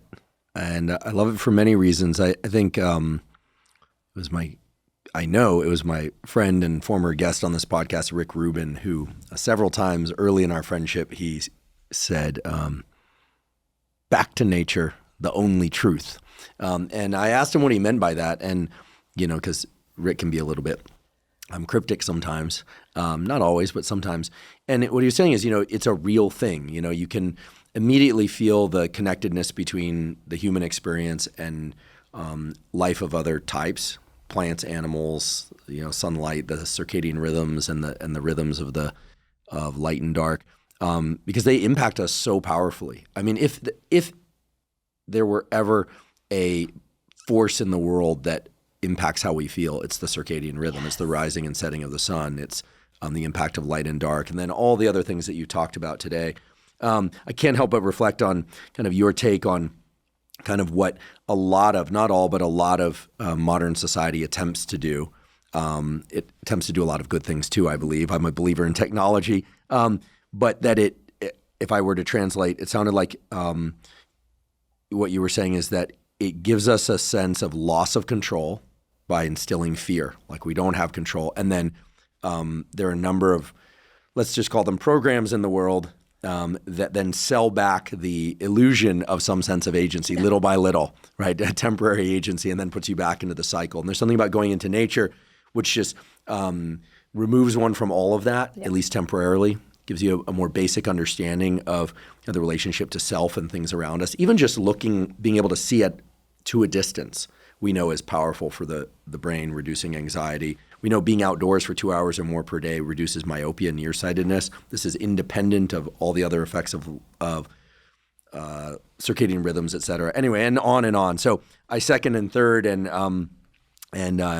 hear all the statements you made before. I also just have to say I really appreciate how you are able to tackle the cellular biology, the molecular biology, the macroscopic things that we can all do: walking, resistance training, cold exposure, sleep, high intensity interval training, and make a case for each and all of those as it relates to the underlying biochemistry, and weave all that together in a way that then you beautifully wrapped into this idea of connecting to nature and not divorcing ourselves from modern life, but really looking at the ways in which certain components of modern life are really making us sick. Mm-hmm. Not just the behaviors, not just the do's and the don'ts that it's kind of imparting on us, but also kind of the psychology around it. Mm-hmm. It's that it is quietly but powerfully oppressive is the message that I'm getting, and that we have to take a stand against it. And the way to take a stand against it is to do what are very basic and fairly easy to access things: making better choices about food, timing, quality, amount, exercise, and on and on. So I'm running long in my response to your much more eloquent description of mindset. But what I want to say is, on behalf of myself and everyone listening, we appreciate the work that you're doing. To be a medical doctor specialized in one of these silos and then to take a step out and say, nope, not me. I'm going to do what I see as best for the greater good in terms of giving people tools, giving people a sense of agency and autonomy to take control of their health. This is in some ways a heretical idea, but luckily the numbers of folks like you are growing, and you're a real leader in this field by example and by the incredible work you're doing with technology and information sharing. Love the book. I did go through it front to back. I haven't tried the recipes yet, but thank you for bringing the blueberries. I'll try the recipes, at least one of them. And I just want to thank you for sharing what you do and for continuing to do what you do. We need it and we appreciate it. So thank you. Thank you. Thank you for joining me for today's discussion about metabolic function with Dr. Casey Means. If you're learning from and or enjoying this podcast, please subscribe to our YouTube channel. That's a terrific zero-cost way to support us. In addition, please subscribe to the podcast on both Spotify and Apple. And on both Spotify and Apple, you can leave us up to a 5-star review. Please check out the sponsors mentioned at the beginning and throughout today's episode. That's the best way to support this podcast. If you have questions for me or comments about the podcast or topics or guests that you'd like me to consider for the Huberman Lab podcast, please put those in the comment section on YouTube. I do read all the comments. If you're not already following me on social media, I am Huberman Lab on all social media platforms. So that's Instagram, Facebook, X, Threads, and LinkedIn. And on all those platforms, I discuss science and science-related tools, some of which overlaps with the content of the Huberman Lab podcast, but much of which is distinct from the content on the Huberman Lab podcast. Again, that's Huberman Lab on all social media channels. If you haven't already subscribed to our Neural Network newsletter, our Neural Network newsletter is a zero-cost monthly newsletter that includes podcast summaries as well as protocols in the form of brief 1 to 3 page PDFs that cover everything from learning and neuroplasticity or how to improve your sleep, optimizing dopamine, deliberate cold exposure, deliberate heat exposure. There's a foundational fitness protocol, all available, completely zero cost. You simply go to hubermanlab.com, go to the menu tab, scroll down to newsletter, and enter your email. And I should mention that we do not share your email with anybody. Thank you for joining me for today's discussion about metabolic health with Dr. Casey Means. And last, but certainly not least, thank you for your interest in science.